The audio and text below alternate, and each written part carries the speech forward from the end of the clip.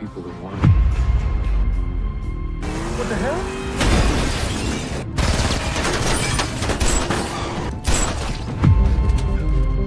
Oh! Get down!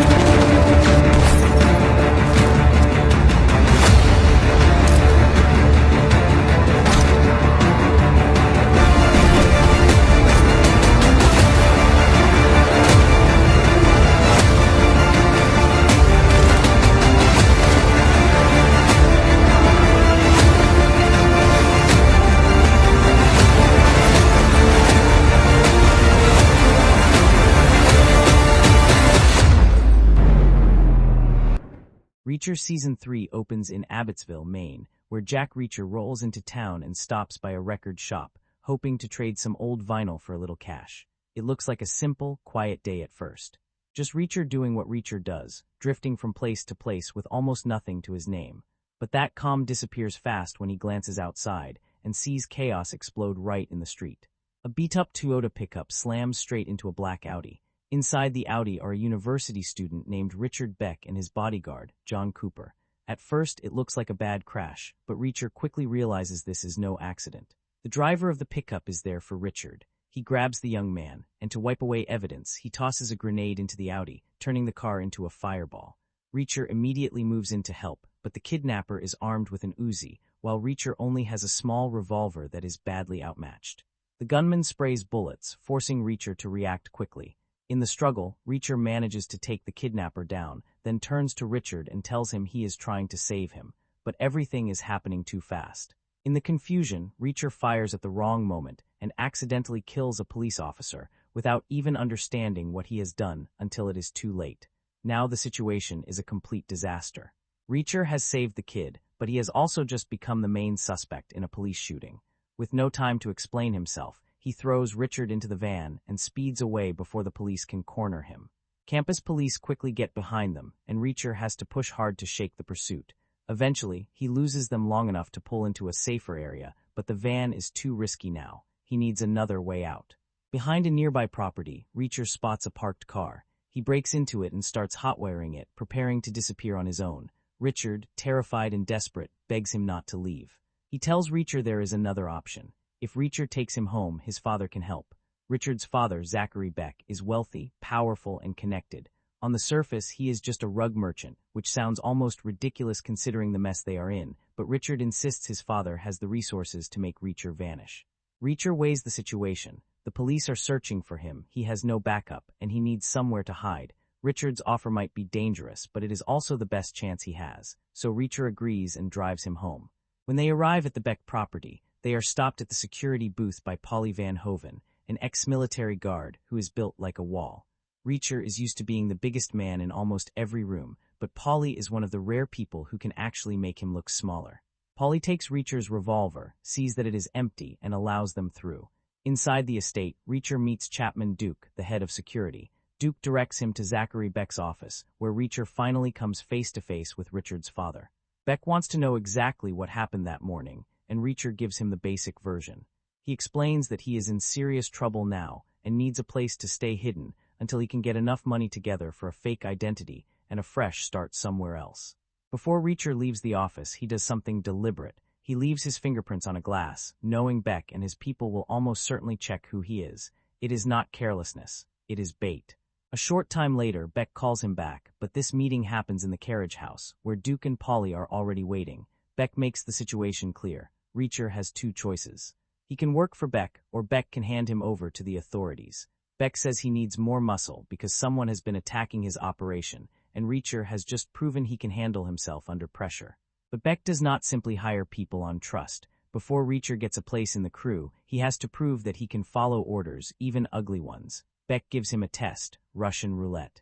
Reacher has no real way out, so he plays along. He spins the cylinder, puts the gun to himself, and pulls the trigger. Nothing happens. But instead of stopping, Reacher keeps spinning and pulling again and again, almost daring the room to flinch before he does. Finally, Beck steps in and stops him. The message is clear. Reacher does not scare easily. That earns him a spot. As Reacher is being taken out, he notices something strange in the carriage house. Something appears to be buried under the dirt. He does not react openly, but he files it away. Duke then escorts him to a room and locks him inside, making it obvious that Reacher may have a job now, but he is still not trusted.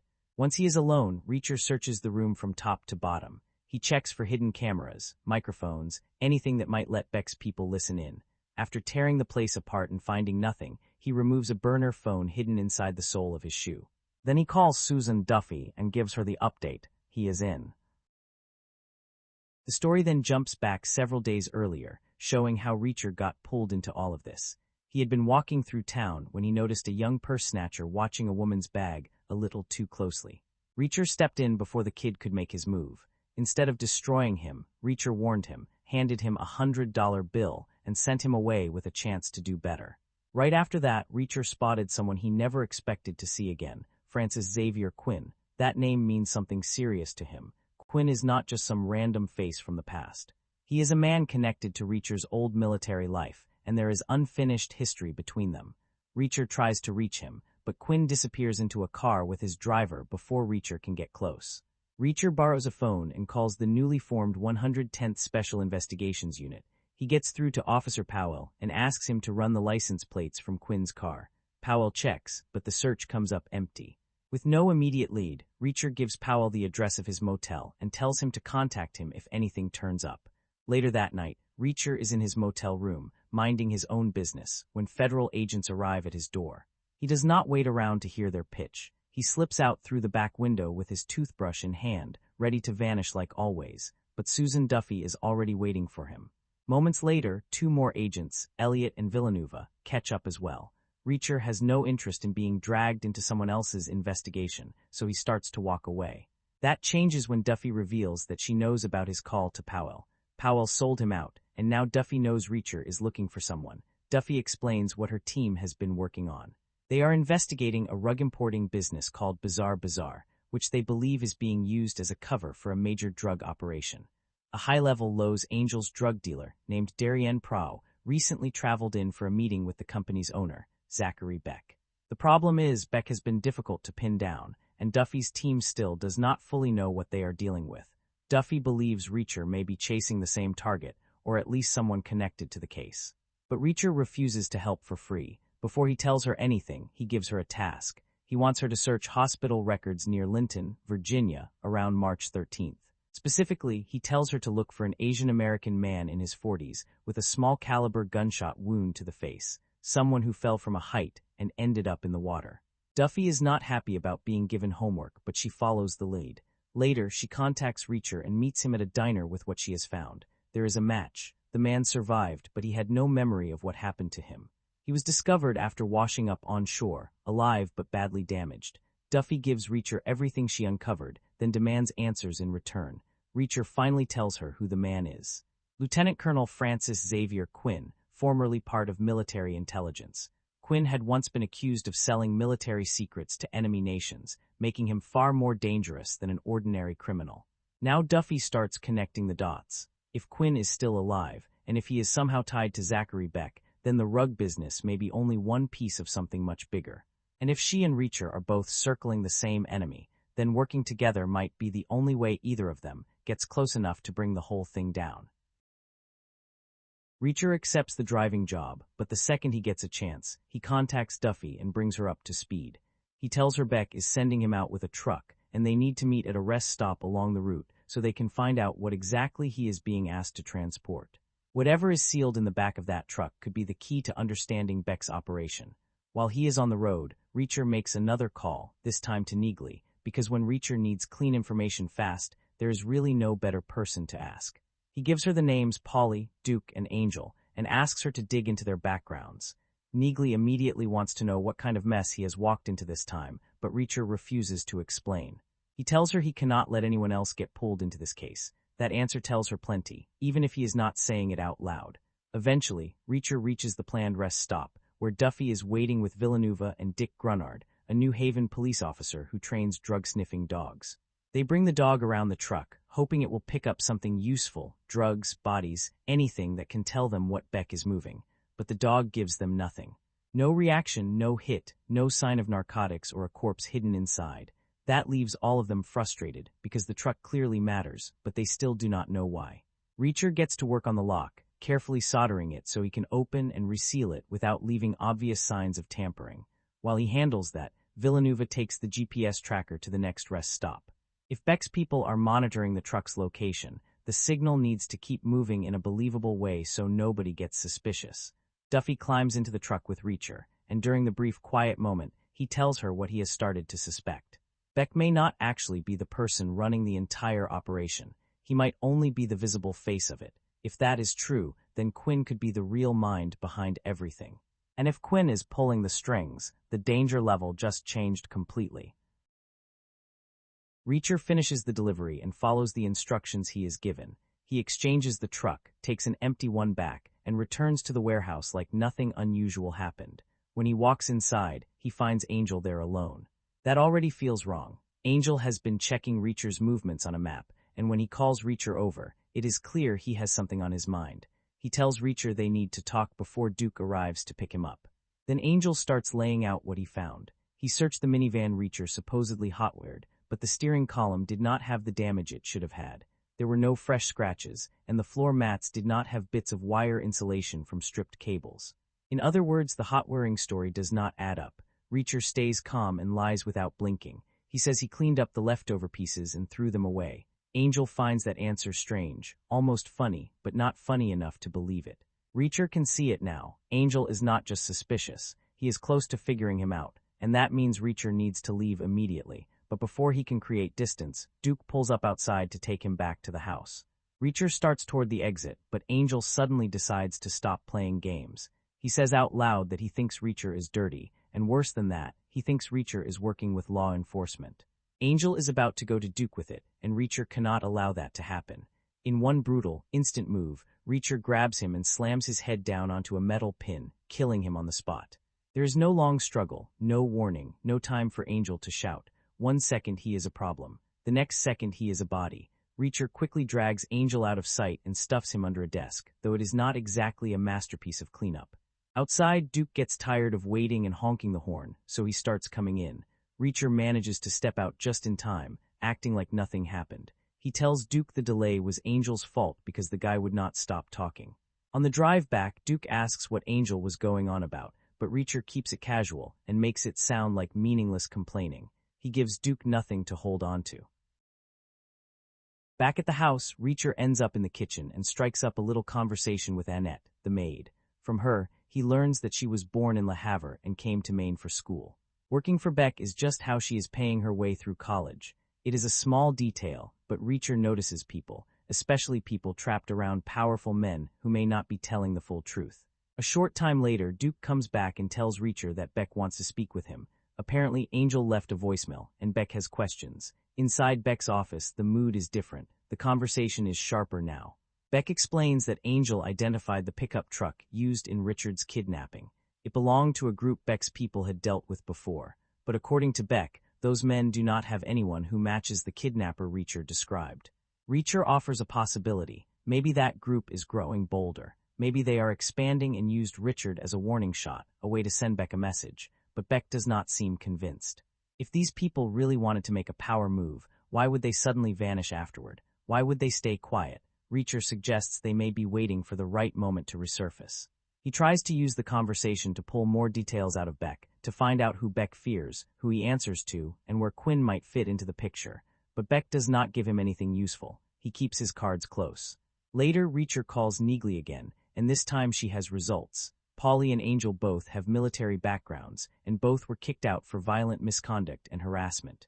Duke used to be a police officer, but his own history is dirty too, with a criminal record attached to his name. Neagley offers to come help, because that is what she always does when Reacher is in trouble. But as soon as she realizes Quinn is involved, Reacher shuts the idea down. He tells her this is not her fight. Quinn is not a normal enemy, and Reacher refuses to let her step into his path. There is no debate. He ends the call before she can push any further. Then Reacher contacts Duffy and tells her he needs a car and a change of clothes dropped off about a mile from Beck's house.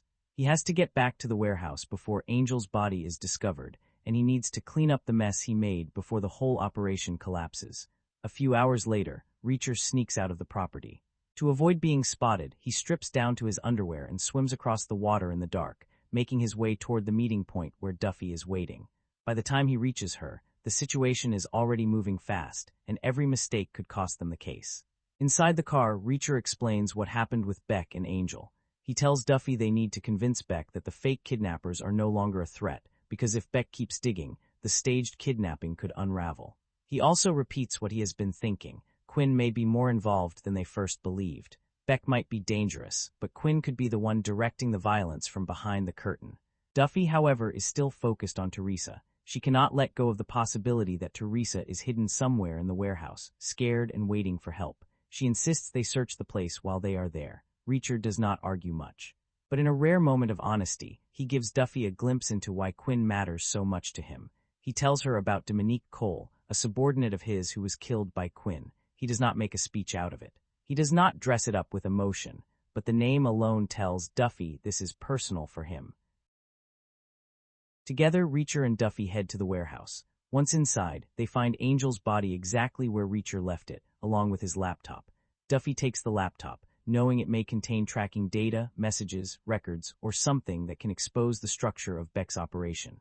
But before they deal with the body, they search the warehouse from top to bottom. They open boxes, check containers, look through crates, and tear through every possible hiding place where Teresa could have been kept.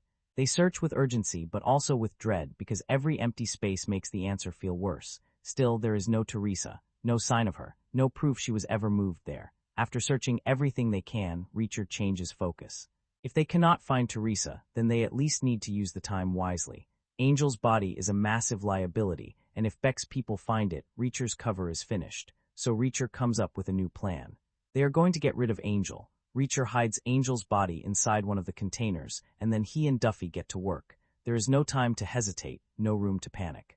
They start scrubbing the blood, wiping down every surface, and erasing every sign of what happened before anyone from Beck's crew can walk in and find a problem. But of course, things do not stay simple. While they are still cleaning, the two men who had exchanged trucks with Reacher suddenly arrive at the warehouse. They have brought the truck back, which means Reacher and Duffy now have another emergency standing right in front of them. They cannot use guns because gunshots would raise too many questions, so they handle it the hard way. Reacher and Duffy ambush them and take them down with their hands, fast and quiet. Once the fight is over, the situation becomes even messier. Now Angel is not the only body they have to deal with. Reacher and Duffy return to cleaning, wiping away the blood, covering their tracks, and getting rid of the two new bodies along with Angel's. It is ugly work but necessary. If even one detail is missed, Reacher's cover is finished. When the cleanup is finally done, Duffy drives Reacher back to the drop-off point. Before leaving, Reacher takes Angel's gun, seals it inside a bag, and heads back the same way he escaped. He swims through the water again, slipping back toward Beck's property like nothing happened. By the next morning, Beck is already tense. A major shipment is coming in, and everyone is supposed to be ready for it. The only problem is that the two men who were meant to help receive it are now very unavailable, thanks to Reacher and Duffy. Still, Beck does not bring Reacher into the real work. Instead, he gives him a much simpler assignment. He tells Reacher to take Richard into town for shopping. That may sound unimportant, but Reacher knows every small errand can lead to information. During the drive, he pushes Richard carefully, trying not to scare him off. Eventually, Richard lets one important name slip, Julius McCabe. According to Richard, McCabe is Beck's real boss. But after giving up that much, Richard shuts down again and refuses to say anything more about the operation. They stop at a toy store, where Richard picks out a Roy Rogers cap gun as a birthday present for his father. Beck is turning 50, and Richard says the party is going to be big, with plenty of guests coming to the house. While Richard is busy looking around, Reacher slips away to the restroom and calls Duffy. He tells her what he has learned. A big shipment is coming in, but he is still locked out of the truly important information.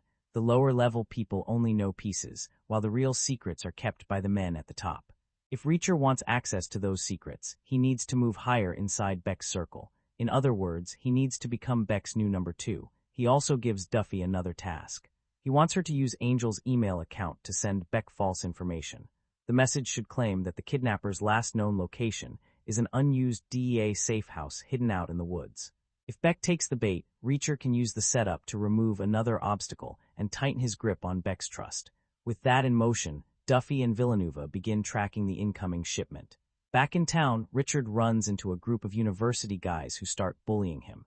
They clearly think Richard is an easy target, but they have no idea who is standing beside him.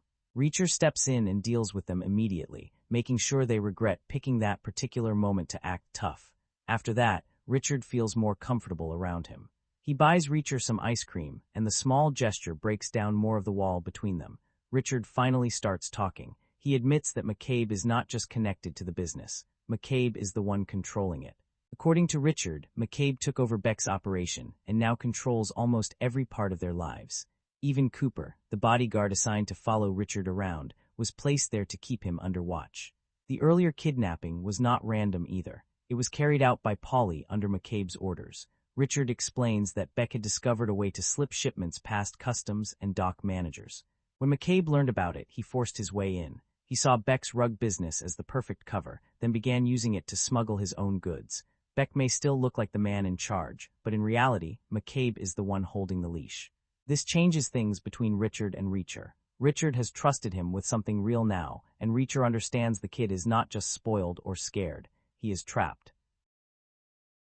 Near the warehouse, Duffy and Villanueva watch the shipment being prepared and take as many photos as they can. Something about this delivery feels different. It is twice the size of earlier shipments, yet there is even less information attached to it. That usually means someone important is protecting it. They also manage to photograph a man who appears to carry real authority. Duffy suspects he might be McCabe, though she has no way to confirm it yet. Back at the lodge, Elliot steps away to answer a call from Duffy. Cooper notices the opportunity and tries to manipulate the situation. He injures himself using his chair, hoping Elliot will feel sorry for him, lower his guard, or maybe give him a chance to escape. But Elliot does not fall for the act. Cooper stays exactly where he is. Meanwhile, Reacher and Richard return to Beck's house just as Duke and Beck are preparing to move. The fake email from Angel has done its job. Beck believes they have a lead on the kidnappers, and he is ready to go after them. What he does not know is that he is walking straight into the trap Reacher and Duffy built for him. Before they leave, Reacher asks for a quick bathroom break, but instead of going where he is supposed to, he slips around to the back of the house and retrieves Angel's gun from the trash bag where he left it. With the weapon secured, he joins the others in the car, and they head out toward the woods. When they arrive at the abandoned DEA safe house, Reacher and Duke take weapons from the trunk and move toward the building.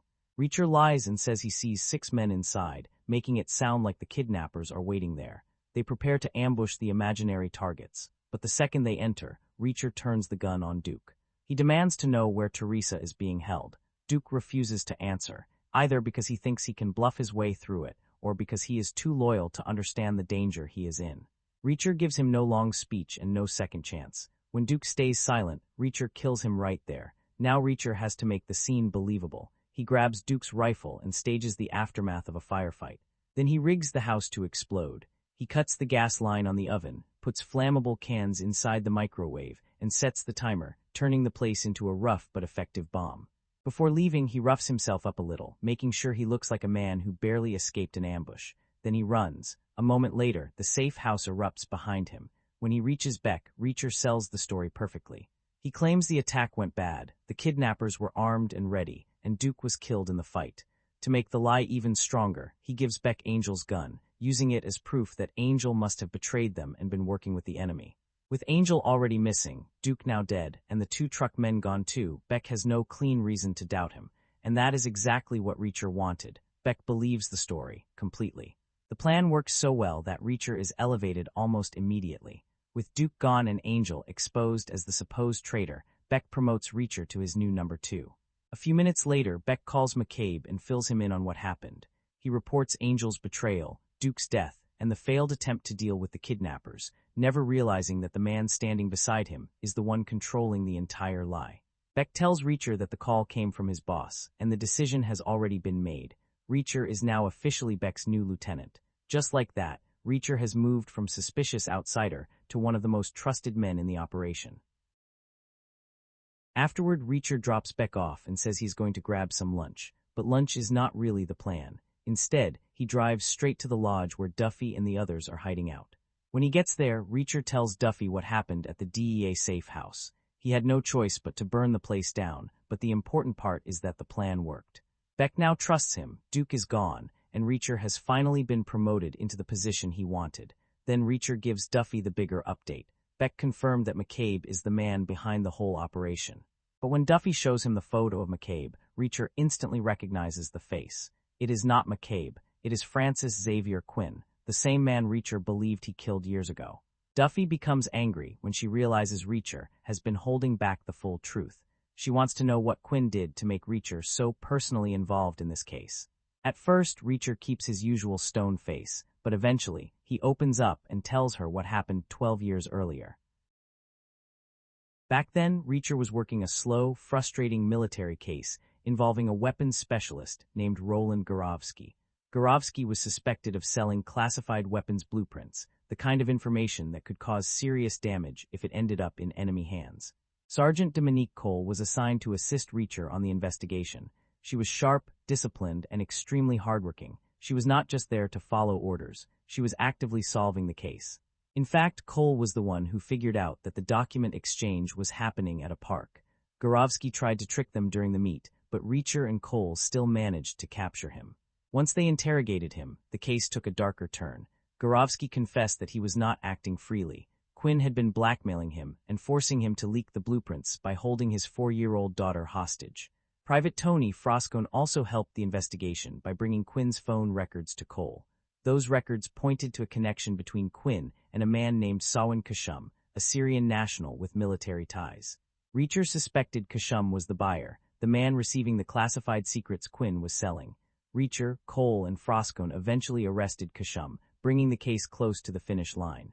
But something about the way people viewed the investigation bothered Reacher.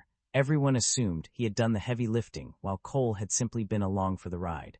Reacher hated that, because he knew Cole had earned real credit. She had worked the case, found the leads, and helped put the pieces together. So Reacher decided to move forward in a way that would let Cole receive the recognition she deserved. Kashum broke and helped the military recover the classified documents from Quinn. Reacher and Cole confirmed the documents were genuine, and with the evidence they had gathered, Quinn's escape routes seemed completely closed. The case looked finished. That was when Reacher made the decision he would regret for the rest of his military career. He wanted Cole to make the arrest herself so she could get the spotlight. She had earned it. So Cole took Froscone and went to Quinn's house to bring him in, but then too much time passed. Cole did not report back. At first, Reacher waited, then concern started turning into something worse. He texted her hoping for a simple update, but the reply he received told him immediately that something was wrong. Since the first day they worked together, Reacher had told Cole not to call him sir. She knew that. So when the message ended with that word, Reacher understood it was not really coming from her, or if it was, it had been sent under pressure. Reacher and the military police rushed to Quinn's house, but when they arrived, they found only Froscone's body. Cole was gone. Quinn had taken her somewhere else. Reacher knew what that meant. Quinn was probably torturing her for information, and with a man like Quinn, that meant something horrifying. He was not just corrupt.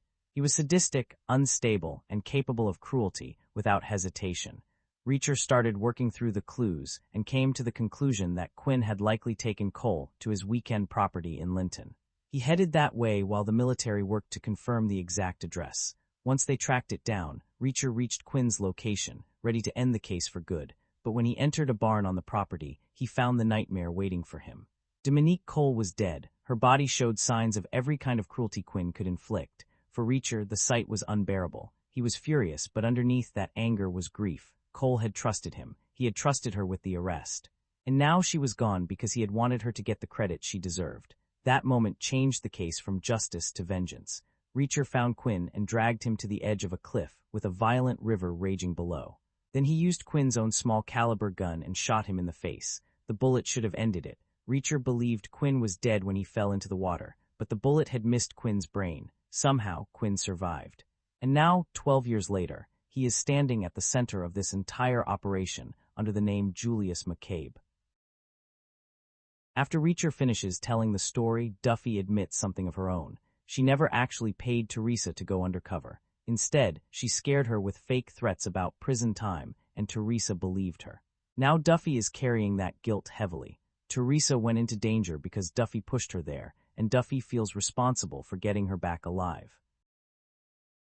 Reacher returns to Beck's house and starts gathering more information in smaller ways. He asks Agnes and Annette about the kind of people who will be attending Beck's birthday party. Their answer tells him a lot. Beck apparently hates people from work, and he does not seem to have real friends either. Agnes even calls him lonely, making it clear that the birthday party is not exactly a warm gathering of loved ones. The next morning, Reacher sees Richard boxing and decides to help him. It is partly training and partly connection. Richard is scared and trapped, but Reacher sees that the kid still has some fight in him. Meanwhile, Duffy and Villanueva hit the road, checking the warehouses connected to Bazaar one by one. They are searching for any sign of Teresa, hoping she might have been moved to one of the company's other locations. Eventually, their search leads them to a tubing facility. Then Beck calls Reacher with troubling news. Angel's laptop has a tracking app on it, and according to the app, the laptop was last seen at a facility. The exact same facility where Duffy and Villanueva are right now. Beck has already reacted to the laptop situation. The moment he finds out where Angel's computer was last tracked, he sends 3 men to the facility to kill whoever has it. And just to make sure the job gets done, he sends Reacher too. Reacher knows immediately how bad this is. He gets behind the wheel and floors it toward the tubing facility, trying again and again to reach Duffy before Beck's men arrive. But Duffy does not answer. She and Villanueva are already inside the warehouse, completely unaware that 3 killers are on their way. The men reach the facility before Reacher does and move inside. Reacher is still racing there when he calls Elliot and tells him what is happening. Since Duffy is not picking up, Elliot thinks fast and calls the company phone inside the facility, hoping someone will hear it. Inside the warehouse, Harley and the 2 other men spot Duffy and Villanueva. At that exact moment, the phone starts ringing. Duffy finds it strange because the facility is supposed to be closed, so she picks it up. Elliot quickly warns her that Quinn has sent people after her, and they are already in the building. Within seconds, the place turns into a gunfight. Duffy and Villanueva are forced to fight their way through the ambush. Moments later, Reacher arrives and joins the chaos. He takes down one of the attackers, while Duffy kills another. But during the fight, Duffy accidentally drops her badge, which could destroy everything if the wrong person finds it. Reacher manages to get close to Duffy and tells her to leave through the south exit. They cannot kill Harley too, because if Reacher ends up being the only survivor, that will look far too suspicious. Duffy and Villanueva have to disappear while Reacher keeps the situation believable. As Duffy and Villanueva escape, Reacher spots her badge and picks it up. Outside, the 2 of them get away in their vehicles and throw the laptop out so it cannot be traced back to them. Reacher, meanwhile, loads Harley into the Audi, but then deliberately gets the car stuck in the mud. It looks like an accident, but really, he is buying Duffy and Villanueva enough time to get clear. Reacher and Harley eventually return to Beck's house, where they dispose of the bodies from the facility by dumping them into the ocean. The current is violent, and the undertow pulls everything away almost instantly, swallowing the evidence before anyone can find it. Later, Reacher calls Duffy. She tells him that she and Villanueva have split up so they can check the addresses found on the laptop faster. Reacher tells her he recovered her badge and will return it when they meet again. He also warns her that Quinn is starting to realize federal agents are circling his operation. The enemy is getting alert now. Back at the house, Reacher takes a moment with some ridiculously expensive coffee, the kind that comes from beans passed through a civet. It sounds disgusting, but apparently rich people will pay a fortune for anything if the story is weird enough. Quinn has also sent 2 men to help watch over the house, and one of them starts making Annette uncomfortable. Reacher notices and steps in, quietly defending her without making a scene. Afterward, he goes back to his room and hides Duffy's badge inside his pillowcase. A little later, Annette comes to his room carrying a piece of cake and a note that says, "Merci, cute." It is a small, sweet moment in the middle of a very ugly situation. But back at the lodge, Elliot makes a fatal mistake. Cooper, still being held there, asks for a cigarette. Elliot allows it, thinking he has control of the room, but Cooper is only waiting for an opening. As Elliot leans in to light the cigarette, Cooper secretly takes a mouthful of alcohol from the table.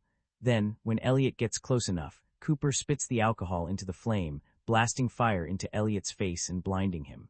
Elliot is in terrible pain and cannot defend himself properly. Cooper attacks him, beats him down, and kills him. Then he leaves the lodge, steals the car, and drives away. When Duffy returns, she immediately knows something is wrong.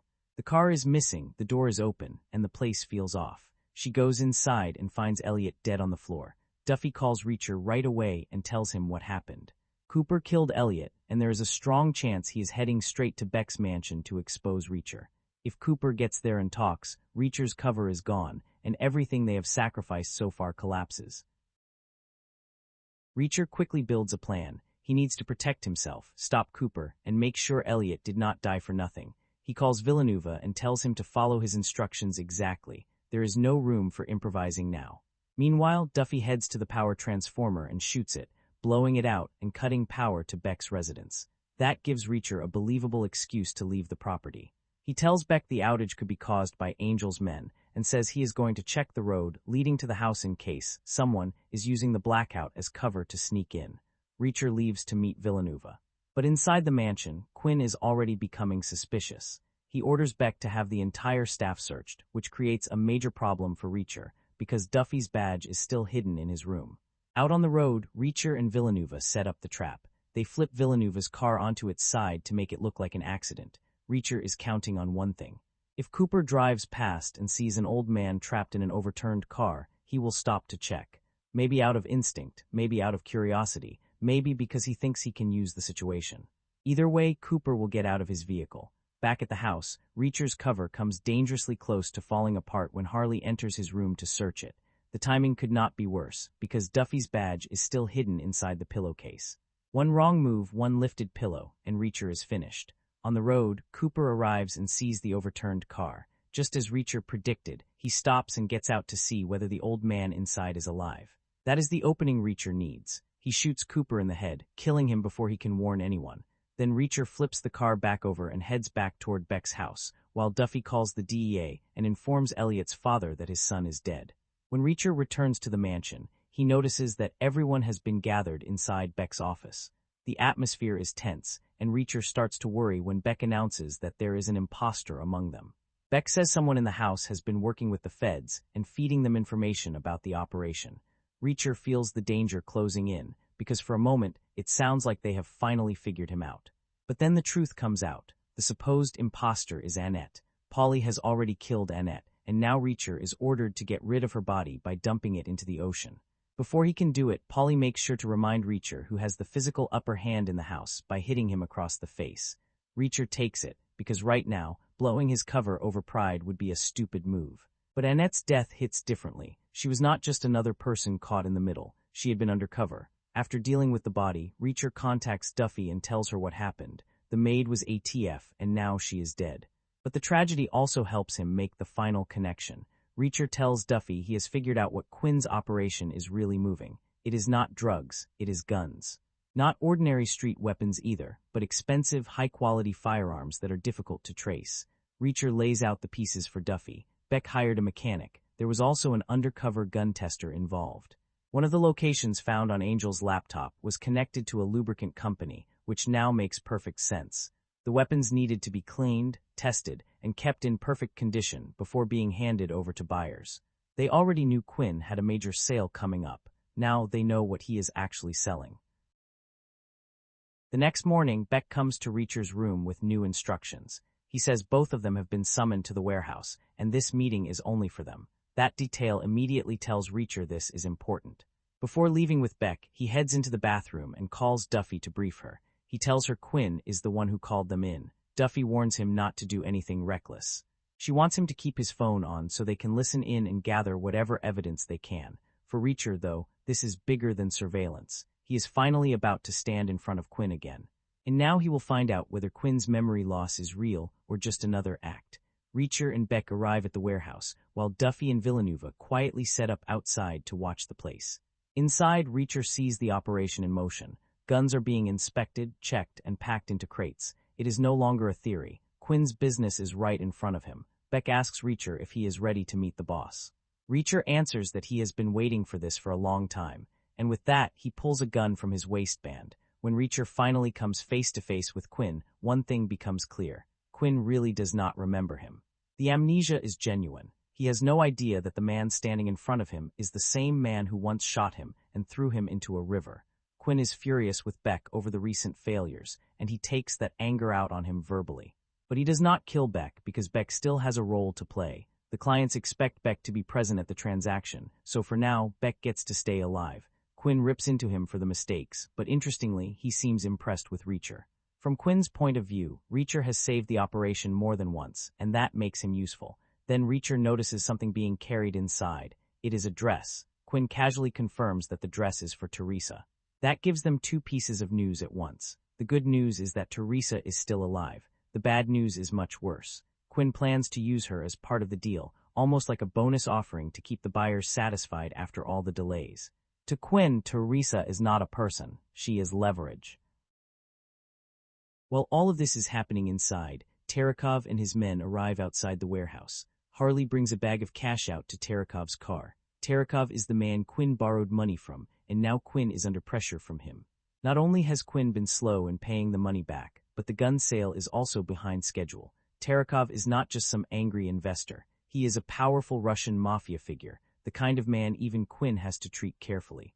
That alone says a lot, because Quinn is not easily intimidated by anyone.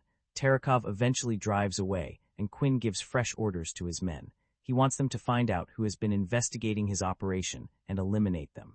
Quinn is done reacting. Now he is hunting. Duffy and Villanova follow the lead from the dress and go to the shop where it was ordered. They manage to get the number of the person who placed the order, but when they try calling it, no one answers. It is another lead, but not enough yet. Back at Beck's house, Reacher calls Duffy and tells her he will be in town for about an hour. Then he goes to Richard and brings up the cap gun he bought for Beck's birthday. Reacher tells him that if he went through the trouble of buying the gift, he might as well get some glue to fix the crack in it, the damage caused earlier by the bullies from school. Richard heads off to buy the glue, giving Reacher a chance to slip away and meet Duffy in an alley. There, he returns her badge, removing one more dangerous loose end from his room. Duffy tells him Villanova has a contact who works with a service provider, and that contact might be able to help them pull call logs from the number tied to the dress order. They are getting closer slowly, but Quinn is also getting more alert. Before they separate, Duffy thanks Reacher for not killing Quinn when he had the chance in the warehouse.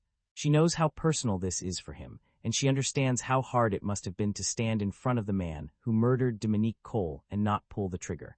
Then, without planning it, Duffy suddenly grabs Reacher and kisses him. Almost immediately, she gets annoyed with herself for doing it, like her emotions got ahead of her brain for half a second. Reacher does not make it awkward, but the moment is cut short anyway when Villanova arrives. Reacher quickly tells Villanova to stay back. The problem is that Villanova played the fake cop Reacher, shot during the staged kidnapping. If Richard sees him, the whole setup could fall apart, and of course, that is exactly what happens. Richard recognizes Villanova. Just like that, the secret is out. Meanwhile, far away in Rock Creek, Virginia, Quinn's men are already moving against anyone connected to the investigation. They track down Powell, the officer from the 110th who ran Quinn's license plate for Reacher. Quinn's men torture and interrogate him, trying to find out how much he knows and who else is involved. Quinn also sends 2 killers to Chicago to take out Neagley in her office. That goes exactly as badly for them as anyone who knows Neagley would expect. She fights back and takes out both attackers. One of them is wounded and starts begging her to call an ambulance as he slowly fades. Neagley does not panic. She asks him who hired them first. Before offering him any help, she gets the name, Costello. That is the man who arranged the hit on her. Then Neagley calls Reacher and tells him someone sent men to kill her, but she is fine. Reacher immediately understands what this means. Quinn has started cleaning up every person who has been digging into his operation. Anyone connected to Reacher, Duffy, or the investigation is now a target. He cuts the call in a hurry, realizing Powell could be in danger too. As for the wounded man begging for help, Neagley coldly tells him, "You're an ambulance," and lets him die. Reacher calls the 110th and tells them to send 3 armed men to Powell's house immediately to make sure he is safe. But by then, it is already too late. At Beck's mansion, Quinn's car suddenly speeds into the driveway, and Beck immediately gets nervous. Quinn has discovered something serious. One officer from the 110th, Powell, flagged his license plate. At the same time, a former member of the 110th has been investigating the men Quinn hired for the operation. Beck realizes what that means and tells Quinn that Reacher used to be part of the 110th. The truth finally lands. Quinn orders Polly to shoot Reacher, but Reacher is already gone. Reacher grabs a plow truck and tears out of Beck's property as fast as he can, but he does not get far before the vehicle is shredded by gunfire. The truck takes too much damage to keep going, so Reacher is forced to abandon it and call Duffy. He tells her his cover is completely blown and gives her the road below Beck's property as the pickup point. But Quinn is not giving him any room to breathe. He sends his men out on quad bikes to hunt Reacher down before Duffy can reach him. Reacher cuts the call, slips into the woods, and disappears into the trees. The men come after him thinking they have the advantage, but this is exactly the kind of terrain where Reacher becomes even more dangerous. One by one, he takes them down in the woods, quiet and brutal, the way only he can. After wiping out Quinn's men, Reacher escapes and makes his way to a laundromat. There, he pays an elderly couple to let him stay hidden for the night. It is not glamorous, but for Reacher, staying alive and staying unseen matters more than comfort. Polly later reaches the woods and discovers the aftermath. Every man Quinn sent after Reacher is dead, and Reacher himself is gone. Polly returns to the house and tells Quinn that Reacher escaped. Quinn takes the news badly. Furious and humiliated, he decides to punish Beck through Richard. He forces Richard to play Russian roulette right in front of his father. Richard survives, but Quinn still makes his point by cutting off Beck's ear. Meanwhile, Reacher regroups with Duffy and Villanova. Duffy believes it may be time to bring in the ATF and raid Quinn's operation directly, but Reacher shuts that idea down. Quinn knows the secret is out now, which means he will already be changing his process, moving pieces around, and covering weak points. A raid based on old information might only hit empty rooms. Villanova then brings in a new light. The calls made to the dress shop came from a place called Port Rome. That could be where Teresa is being held, but there is no way to know for sure unless they go there themselves. Reacher studies the information and says he thinks Teresa may be on a boat in Port Rome. He also recognizes the phone number. It belongs to Harley. The 3 of them head to the docks and start looking around. Among the boats, one small vessel stands apart from the others, anchored away from the main area. That immediately draws Reacher's attention. He and Duffy swim out to it and climb aboard. Inside, they find signs that someone had been tied up there. The marks and traces suggest Teresa was likely kept on that boat. Then Harley approaches in a speedboat. Reacher and Duffy move fast, catching him before he can regain control of the situation. In the struggle, the boat catches fire. Harley finally admits that Quinn was paying him to hold Teresa, but once the operation was exposed, Quinn wanted Teresa somewhere closer, someplace he could personally keep an eye on her. Harley does not know exactly where that is. With no more useful answers to give, Harley is left behind on the burning boat. Reacher and Duffy take the speedboat and race back toward shore. Back on land, Duffy is furious that their last solid lead did not give them Teresa's location, but Reacher tells her they still have someone inside Quinn's operation who can help them. The only catch is that this person does not know he is helping yet. Then Reacher tells Duffy to get ready. They are going to Los Angeles. Before heading there, Reacher and Duffy stop in Boston to visit Teresa's grandmother. The old woman is still sharp, lively, and full of spirit, but underneath that strength, she is deeply worried about her missing granddaughter. The visit makes the stakes feel even more personal for Duffy, because Teresa is not just a missing informant anymore. She is someone with a family waiting for her to come home. In Illinois, Neagley tracks down Costello and forces information out of him. Costello admits that he was Quinn's fixer, but he also reveals something even darker. This is not the first time Quinn has destroyed innocent people to protect his criminal business. 5 years earlier, back in Chicago, Quinn had taken over a family-run export company. At first, the family tried to survive under his control, but eventually they had enough. They threatened to report him to the authorities. Quinn responded in the most horrific way possible. He killed the entire family, including the children. The more they learn, the clearer it becomes that Quinn does not just remove problems, he erases them completely. In Los Angeles, Duffy and Reacher review footage connected to Darien Prao's illegal dealings. As they watch the recordings, Reacher notices something small but extremely useful, something that gives them a new angle to pressure Darien. During this time, the tension between Reacher and Duffy finally breaks. Duffy had been trying to keep things professional, but emotions and danger have a way of blurring lines. One thing leads to another, and the two give in to the attraction that has been building between them. Somewhere out there, Roscoe and Dixon would probably have thoughts about this. The next day, Reacher and Duffy track down Darien and force him to take them to his gallery. Once they are inside, Reacher starts laying out the situation in plain terms. Darien has already committed 2 violent felonies, and if he gets hit with one more, he is looking at a guaranteed life sentence. Darien tries to push back, but Duffy is ready. She opens her laptop and plays a video showing Darien placing a disabled parking tag in his car so he could use a space meant for disabled people. That alone is bad, but Reacher is not finished. He tells Darien they also know he threatened a doctor into falsifying a diagnosis for severe knee arthritis. That threat counts as another violent felony. Now Darien has a problem he cannot talk his way out of. Reacher gives him a choice. He can help them by pretending to arrange a gun deal with Beck, or they can turn him in and let the law crush him. Darien realizes he has no real option, so he agrees to cooperate. But even by helping them, he is still trapped. Reacher and Duffy are using him exactly the way Quinn uses people, except this time, it is to bring Quinn down. The next morning in Maine, Neagley steps into the operation by posing as someone from Darien's side. She waits for Beck, and when he arrives, she plays the role perfectly. She acts like she is there to discuss the fake gun deal, but carefully steers the conversation toward the information they actually need. From a distance, Reacher, Duffy, and Villanueva watch the exchange closely.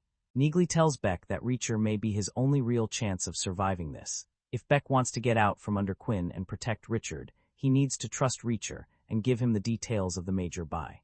Beck admits that he does not know much. He only knows the deal is happening today, and the buyers are flying in from Yemen on a private airfield. Neagley pushes him harder. She tells Beck that if he wants to save himself and his son, he needs to find out the exact time and location of the deal. Without those details, nobody can help him. To keep the act convincing, Neagley and Beck stage a fake argument over price negotiations. They make it look like the meeting went badly, then go their separate ways, but the important part is already done. Beck is now in. Beck is now officially working with Reacher and the team, helping them bring down Quinn's gun-running operation from the inside. For the first time, they have someone close enough to Quinn to feed them real information. But Quinn is still moving pieces of his own. At an unknown location, Quinn gets out of his car and walks down into a cellar with food for Teresa, but this is not an act of kindness. The food is only part of keeping her alive and controllable. Quinn makes sure she stays subdued, because Teresa is not being protected. She is being prepared for the buyers. Meanwhile, Neagley joins Reacher, Duffy, and Villanueva as they sit down for lunch and go through the plan. Duffy contacts her people at the FAA, hoping they can track the private jet coming in from Yemen. If they can follow the buyers, they might finally get the location of the deal before Quinn can move the guns. Away from the others, Neagley and Reacher quietly talk through the danger. This is not like Margrave, and it is not like New York. Quinn is ex-military, ruthless, and surrounded by men with serious weapons. The firepower he controls is not cheap street-level equipment. It is high-end, military-grade trouble. Neagley knows it, and Reacher knows it too. Their chances are not exactly comforting. Back at Beck's house, Beck walks in and finds Richard repairing the cap gun he bought as a birthday gift. For once, the moment between them is not tense or awkward. It is sincere. Beck lets his guard down and shows that he truly does care about his son, even if he has failed him in more ways than one.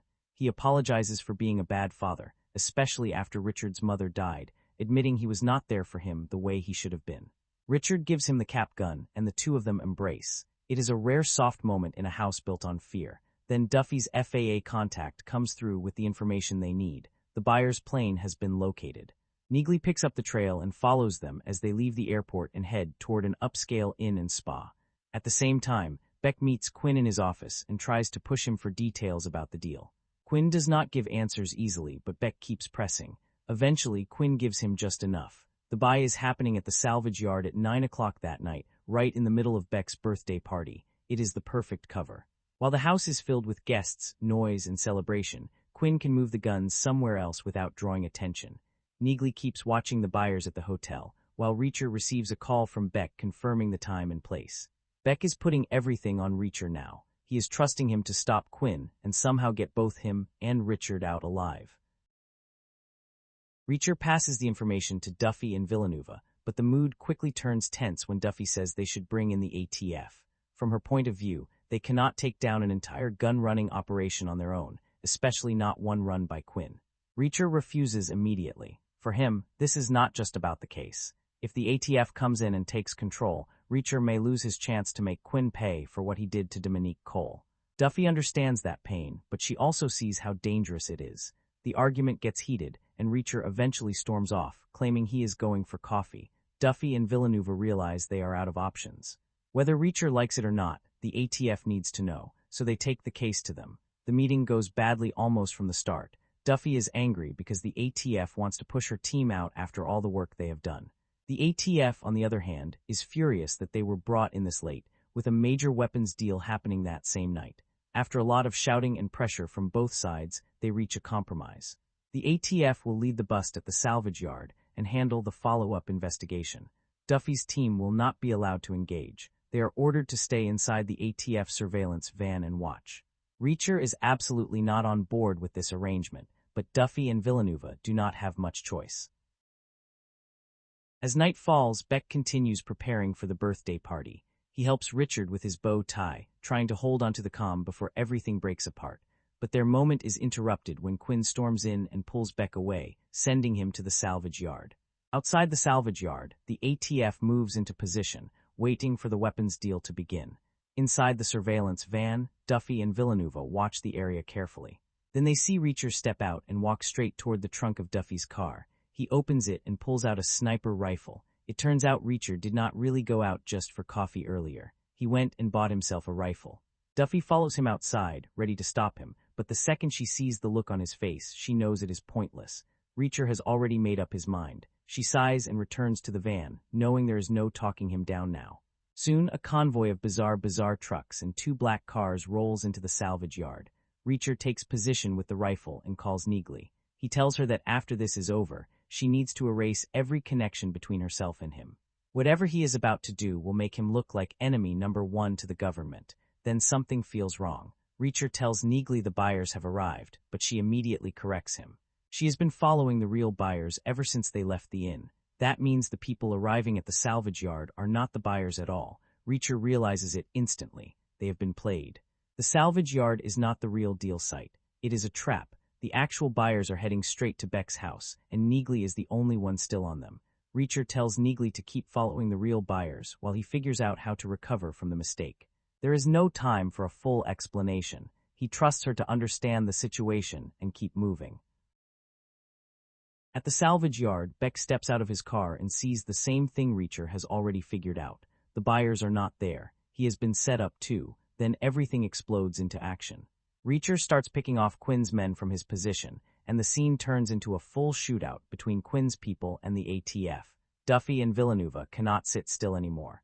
They grab bulletproof vests and rush into the fight, ignoring the order to stay back. Bullets tear through the yard. Men drop. The fake meeting collapses into pure chaos. Once the worst of the shooting is over and most of Quinn's men are dead, Reacher regroups with Duffy and Villanueva, managing to save Beck in the process. Beck confirms what Reacher already suspected. He was tricked too. He had no idea the real deal was taking place back at his own house during the party. Then Beck gives them the detail that changes everything. Teresa is there too. She is at the house, drugged heavily and locked inside a room upstairs. Reacher grabs one of Quinn's surviving men and forces him to send a message saying everything is fine and that they are heading back to the party. Quinn, still unaware that his salvage yard trap has failed, continues moving through the party like he is completely in control. Reacher calls Neagley, who is hidden in the bushes outside Beck's residence, watching the real buyers and the house. He tells her the situation at the salvage yard is over. Everyone is dead except him, Duffy, Villanueva, Beck, and one of Quinn's men. Because the weapons are still supposed to be delivered to Beck's house, the trucks have to be brought back there. Neagley confirms from her position that the guests have already arrived, The deal has not happened yet, and the buyers are still inside the mansion. Then she brings up the obvious problem standing between them and the house, Polly. The man is still guarding the place like a monster, looking less like security and more like an attack dog built in a lab. Neagley asks what they are supposed to do about him, but Reacher gives her the only answer he needs. Polly is his problem. Reacher forces Quinn's surviving man to drive one of the trucks, and on the way, they pick up Neagley. Villanueva struggles behind them with the second truck, doing his best to get it to the property without making the whole thing look suspicious. Inside the house, Quinn welcomes Nasser, the buyer, and hands him the key to Teresa's room. It is clear now that Teresa is part of the transaction, a sick bonus meant to smooth over delays and keep the client satisfied. The trucks finally arrive at the residence, but they are not parked the way they should be. That immediately catches Polly's attention. He walks over to inspect the situation, and that gives Reacher the opening he needs. Reacher kills the driver, then stays behind to deal with Polly, while the others follow Beck through a shortcut into the house. And then it finally happens. Reacher versus Polly. The fight that has been building since the moment they first stood across from each other begins in full force. It is not clean. It is not quick. It is two massive men trying to break each other piece by piece. While Reacher keeps Polly occupied, Neagley blends into the party by disguising herself as a waiter and moving through the venue. Villanueva focuses on getting Richard out safely, while Duffy heads deeper into the house to search for Teresa. Beck gives Duffy a skeleton key, telling her it can open every door in the house. Neagley starts hunting for Quinn, scanning the party and looking for the right opening. Outside, Reacher and Polly crash into the carriage house, trading vicious blows. Polly eventually gets the upper hand and starts strangling Reacher, using his size and strength to overpower him. But Reacher fights dirty when he has to. He jams his fingers into Polly's eye, forcing him back.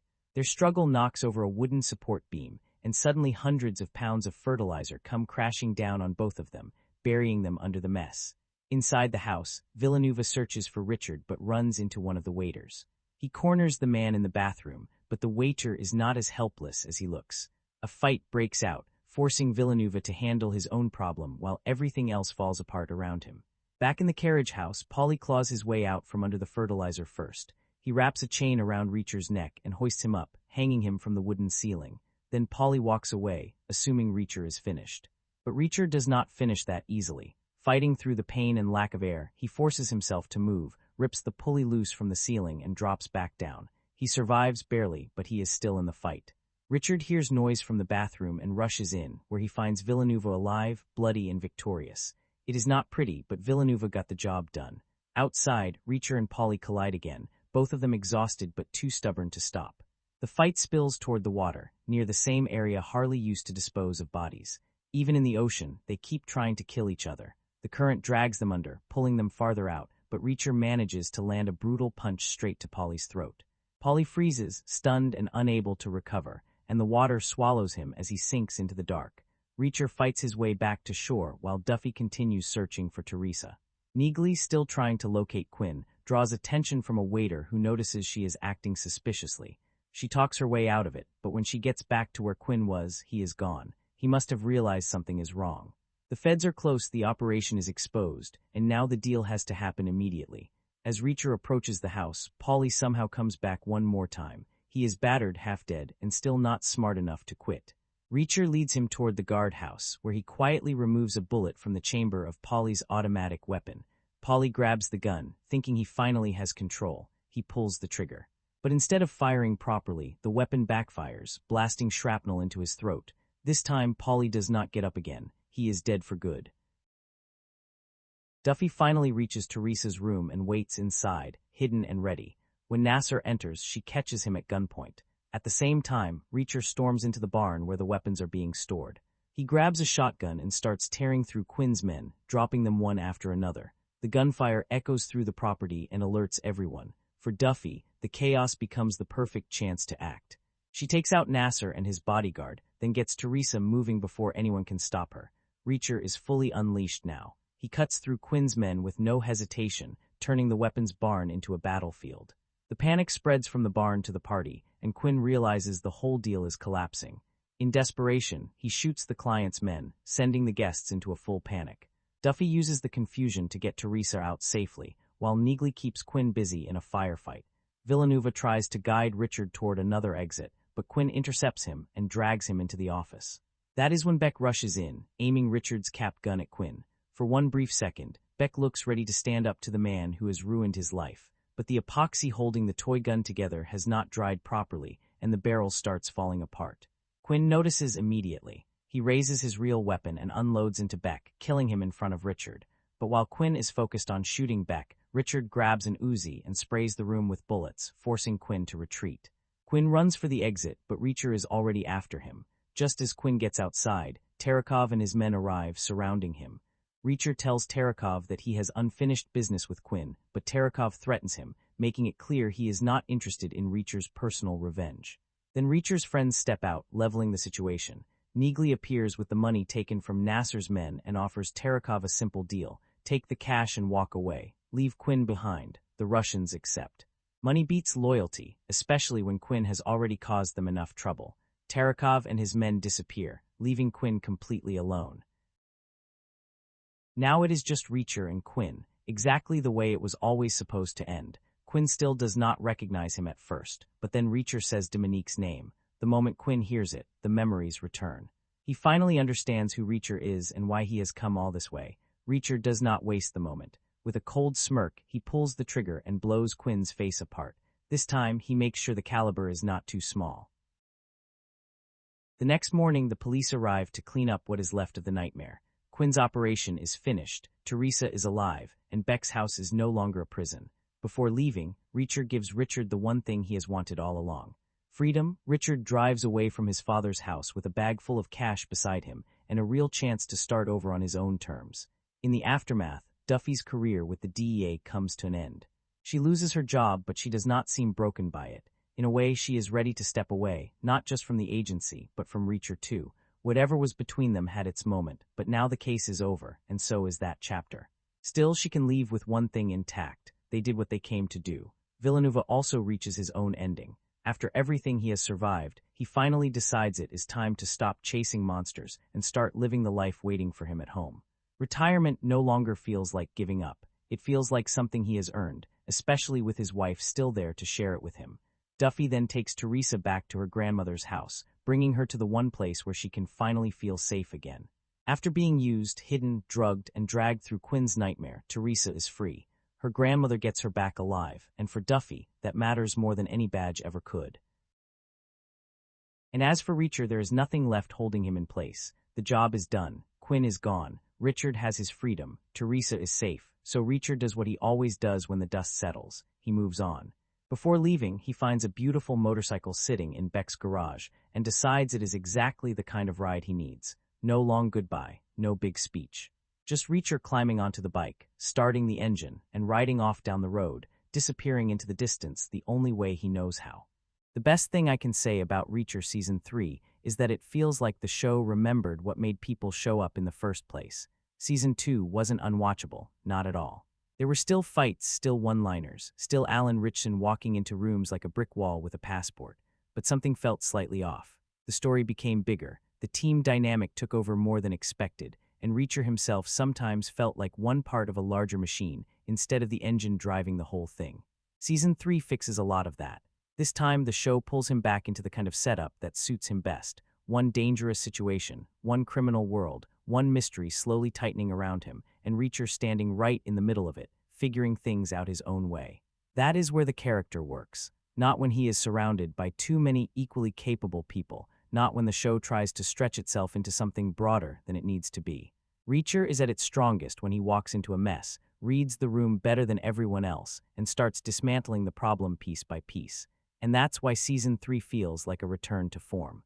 It brings back the simple pleasure of watching this enormous, stubborn, brutally direct man take control of a situation that should be too complicated for him. The season may not completely recapture the freshness of Season 1, because that first season had the advantage of surprise. But after Season 2, this feels much closer to the version of Reacher that actually works. It has the undercover tension, the shady villains, the physical danger, the slow build toward violence, and most importantly, it keeps Reacher at the center. You're not waiting for the show to remember who the main character is. He is the story. Every decision, every confrontation, every risk runs through him. That doesn't mean Season 3 is perfect.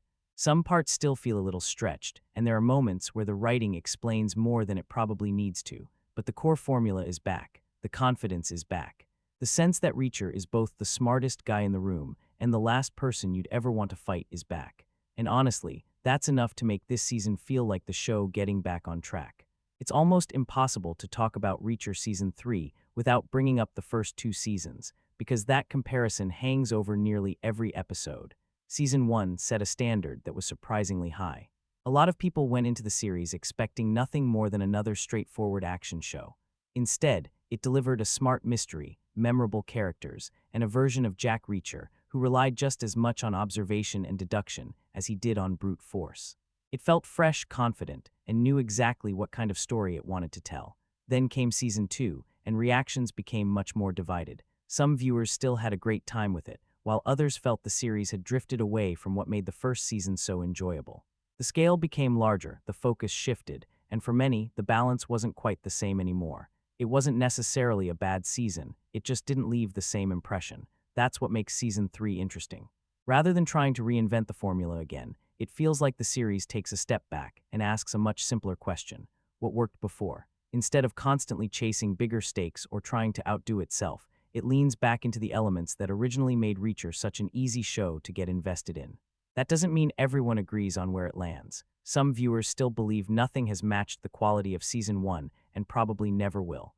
Others think Season 3 is a huge improvement that restores much of the show's identity after the second season. There are even fans who argue all three seasons are enjoyable for different reasons, with each offering its own style of adventure rather than trying to repeat the last one.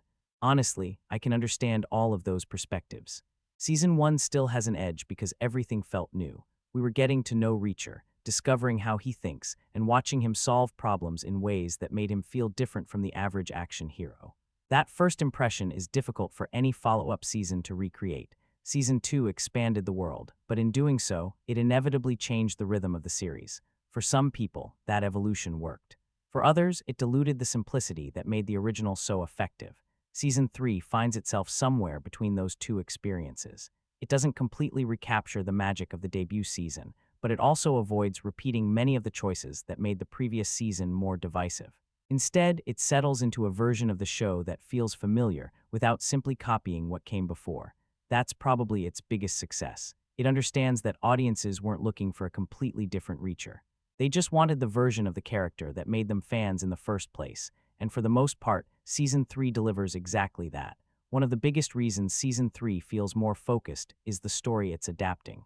This time around, the series takes on Persuader, and you can tell the material naturally fits what this version of Reacher does best. You don't have to be someone who's read every novel to notice the difference. The season has a clearer direction from the beginning. Instead of bouncing between too many moving parts, it sticks to one central mission and lets everything grow from there.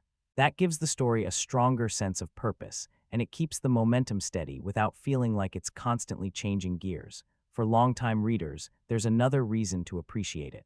The adaptation stays surprisingly close to the spirit of the original novel. Of course, television always requires adjustments here and there, but it never feels like the source material is being pushed aside just to create bigger spectacle.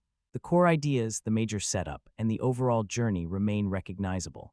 That consistency really helps. Rather than trying to reinvent Reacher, the writers seem comfortable trusting the story they're adapting. They allow the mystery to unfold naturally, letting the investigation, the undercover mission, and the personal stakes build alongside each other instead of competing for attention. It's also the kind of story that plays directly into Reacher's strengths. He's dropped into unfamiliar territory, surrounded by people who don't fully trust him, and forced to figure things out one step at a time. That's a much better fit for the character than simply throwing him into non-stop action from the opening episode. What's interesting is that the season doesn't rely on constant twists to hold your attention. The appeal comes from watching Reacher navigate an increasingly dangerous situation while quietly putting the puzzle together. Even when the action slows down, there's usually another clue to uncover, another conversation that means more than it first appears, or another decision that pushes him deeper into enemy territory. That balance is what makes the adaptation work so well. It respects the slower investigative side of the character, without forgetting that this is still an action thriller at heart. Whether you've read the novels or not, Season 3 feels like a story that understands exactly who Jack Reacher is. It doesn't try to reshape him to fit the plot. Instead, it chooses a plot that naturally allows the character to do what he does best, and that makes the entire season feel more confident from beginning to end. Season 3 wastes very little time dropping Reacher into a situation that's completely different from his usual approach. Instead of simply showing up, identifying the bad guys, and taking them down one by one, he's forced to play a much more dangerous game. This time, getting close to the enemy means becoming part of their world. The entire season revolves around an undercover operation, and that immediately changes the atmosphere. Every conversation matters. Every new face could expose him. Even the smallest mistake has consequences because once his cover is blown, there's no easy way out. What's interesting is that this setup doesn't suddenly turn Reacher into some master spy. In fact, the show makes it clear that deception isn't exactly his strongest skill. He's naturally blunt, brutally honest, and usually solves problems by confronting them head-on. Living a lie doesn't come naturally to someone wired like that, and Season 3 gets plenty of tension from those moments where he's forced to hold back instead of charging forward. That creates a different kind of suspense than previous seasons. You're not just wondering who's behind the conspiracy. You're constantly asking whether the people around him are starting to notice that something doesn't quite add up. Sometimes it's a suspicious look. Sometimes it's an uncomfortable conversation that lasts a few seconds longer than expected. Those small moments quietly build pressure throughout the season. The undercover mission also gives the story a stronger sense of progression. Reacher isn't simply moving from one fight to the next. He's slowly earning trust, gathering information, and getting deeper into a criminal operation that becomes more dangerous the further he goes. Every step forward feels like it comes with a bigger risk attached. What I liked most is that the investigation never feels completely separate from the action. The mystery keeps pushing the story forward, but the threat of violence is always sitting just beneath the surface. One wrong move can turn a quiet meeting into a brutal fight without much warning, and that unpredictability keeps the tension alive. It also allows Reacher to show different sides of himself. Yes, he's still the intimidating giant who can end a fight in seconds, but here he's forced to rely on patience, observation, and timing just as much as physical strength. Watching him carefully navigate a room full of dangerous people can be just as satisfying as watching him clear that room a few minutes later. That balance gives Season 3 a fresh rhythm. The undercover premise isn't just another plot device. It becomes the foundation that everything else is built on, making the season feel more focused, more suspenseful, and far more engaging than if it had relied on non-stop action alone. Once Reacher enters Zachary Beck's world, the season starts to feel much more contained, and honestly, that works in its favor. Instead of sending the story in a dozen different directions, it builds everything around one dangerous environment where almost everyone seems to be hiding something. Beck's operation isn't presented like a flashy criminal empire full of over-the-top villains. On the surface, everything looks respectable enough. That's part of what makes it interesting. The deeper Reacher gets involved, the more obvious it becomes that there's far more happening behind closed doors than anyone is willing to admit. That uncertainty gives the story its momentum. Every new conversation feels like another piece of a puzzle. Every person Reacher meets could either become useful or turn into another obstacle standing between him and the truth. The show doesn't rush those discoveries either. It slowly peels back the layers, allowing the tension to build naturally instead of revealing everything at once. What also helps is that Beck's world never feels completely predictable. There are moments where characters seem trustworthy, only for new information to shift your opinion. Then there are people who appear threatening from the beginning, yet end up serving a much larger purpose in the overall story. That constant uncertainty keeps the investigation engaging because neither Reacher nor the audience has the full picture for quite a while. The setting itself plays an important role too. Whether it's guarded properties, isolated locations, or tense meetings where nobody fully trusts anyone else, there's always a feeling that Reacher is walking through territory where one wrong decision could expose everything. That pressure never really disappears, and it gives even the quieter scenes a sense of danger. What I appreciated most is that the criminal world isn't built around endless action sequences. Instead, it's structured around suspicion. Reacher isn't simply fighting his way through enemies. He's trying to understand how everything connects, who's really in control, and which relationships are built on fear rather than loyalty. As the season progresses, that world becomes increasingly complicated without becoming confusing. More pieces fall into place, hidden connections begin to surface, and what initially looks like a straightforward criminal operation gradually reveals itself to be much larger than expected. By keeping the story centered around Beck's organization, Season 3 avoids feeling scattered. It creates one strong location, one central conspiracy, and one dangerous environment that Reacher has to survive from the inside. That focus gives the entire season a tighter, more controlled feel, making the investigation just as compelling as the action itself. One of the smartest decisions Season 3 makes is putting Jack Reacher back where he belongs, right at the center of the story. That might sound obvious. He's the title character after all, but there's a noticeable difference between a show that features Reacher and one that's completely driven by him. This season understands that distinction. Almost everything that happens moves because of his choices. He isn't just reacting to events as they unfold. He's the one pushing the investigation forward, making the difficult calls, and forcing everyone around him to adjust. Whether he's gathering information, confronting dangerous people, or quietly piecing together the truth, the momentum always comes back to him. That makes the entire season feel more focused. Even though there are plenty of supporting characters involved, they never overshadow the main attraction. They're there to challenge him, help him, or complicate his mission, but the spotlight never drifts too far away. Every relationship exists because it serves Reacher's journey rather than competing with it. It also reminds you why the character became so popular in the first place. Reacher works best as a lone problem solver. He walks into unfamiliar places, quickly understands what's really happening, and starts changing the balance of power almost without anyone noticing. There's something incredibly satisfying about watching one person slowly dismantle an entire operation simply because he's smarter, tougher, and more determined than the people standing in his way. Season 3 lines into that formula without making it feel repetitive. Instead of surrounding Reacher with people who can solve every problem alongside him, the story allows him to carry most of the weight himself. The supporting cast contributes when necessary, but they're never taking over the investigation or stealing the defining moments. That keeps the focus exactly where it should be. Another thing I enjoyed is that Reacher still feels unpredictable. You rarely know exactly how he's going to handle a situation. Sometimes he talks his way through it. Sometimes he patiently waits for the right opportunity.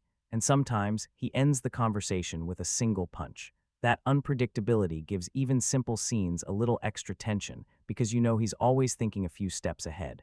More importantly, the season trusts the character. It doesn't constantly remind you why Reacher is capable. It simply lets him prove it through his actions. Whether he's reading people, solving problems, or handling impossible situations with complete confidence, the show allows his personality to naturally carry the story instead of forcing dramatic speeches or exaggerated moments. By bringing the focus back to one man navigating one dangerous mission, Season 3 recaptures a huge part of what made this series so enjoyable. Everything feels tighter, more confident, and more personal because Reacher is once again the heart of every major decision the story makes. If there's one thing almost everyone seems to agree on, it's that Alan Ritchson was born to play Jack Reacher.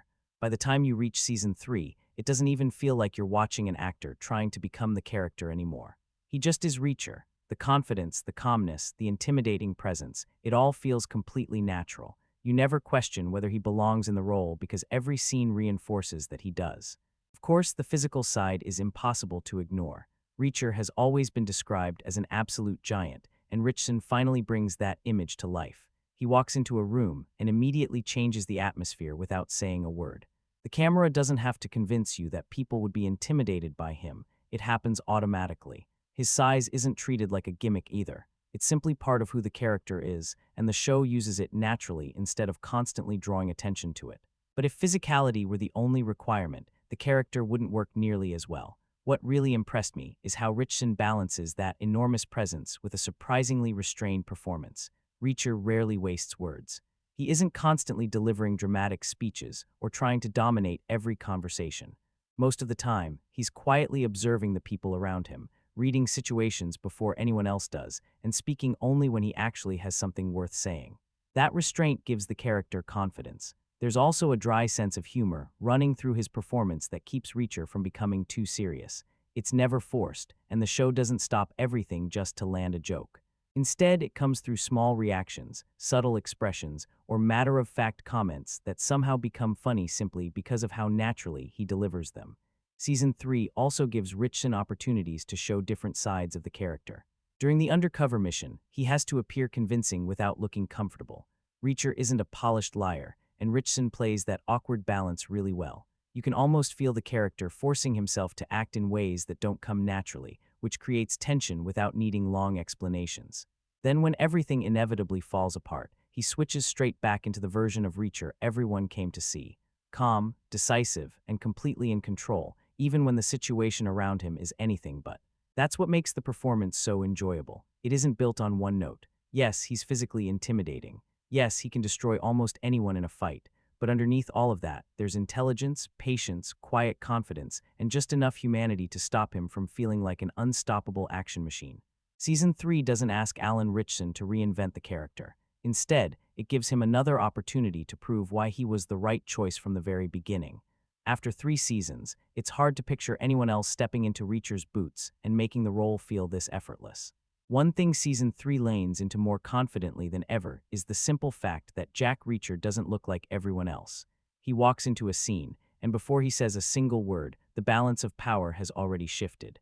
The show knows exactly how to use that. There are moments where Reacher barely does anything at all. He just stands there, quietly watching, while everyone else suddenly becomes a little more careful with what they say. That physical presence creates tension before the dialogue even starts, and Season 3 gets a lot of mileage out of it. What's interesting is that the series doesn't try to pretend his size is normal. Instead, it almost embraces the mythology surrounding the character. Reacher isn't just a big guy, he's the kind of person who seems almost unreal when he enters a room. People stare, criminals hesitate. Even allies occasionally look at him with disbelief. The season understands that this exaggerated image is part of the fun. Some of the most memorable scenes don't even involve fighting. They simply let the audience appreciate how overwhelming Reacher appears compared to everyone around him.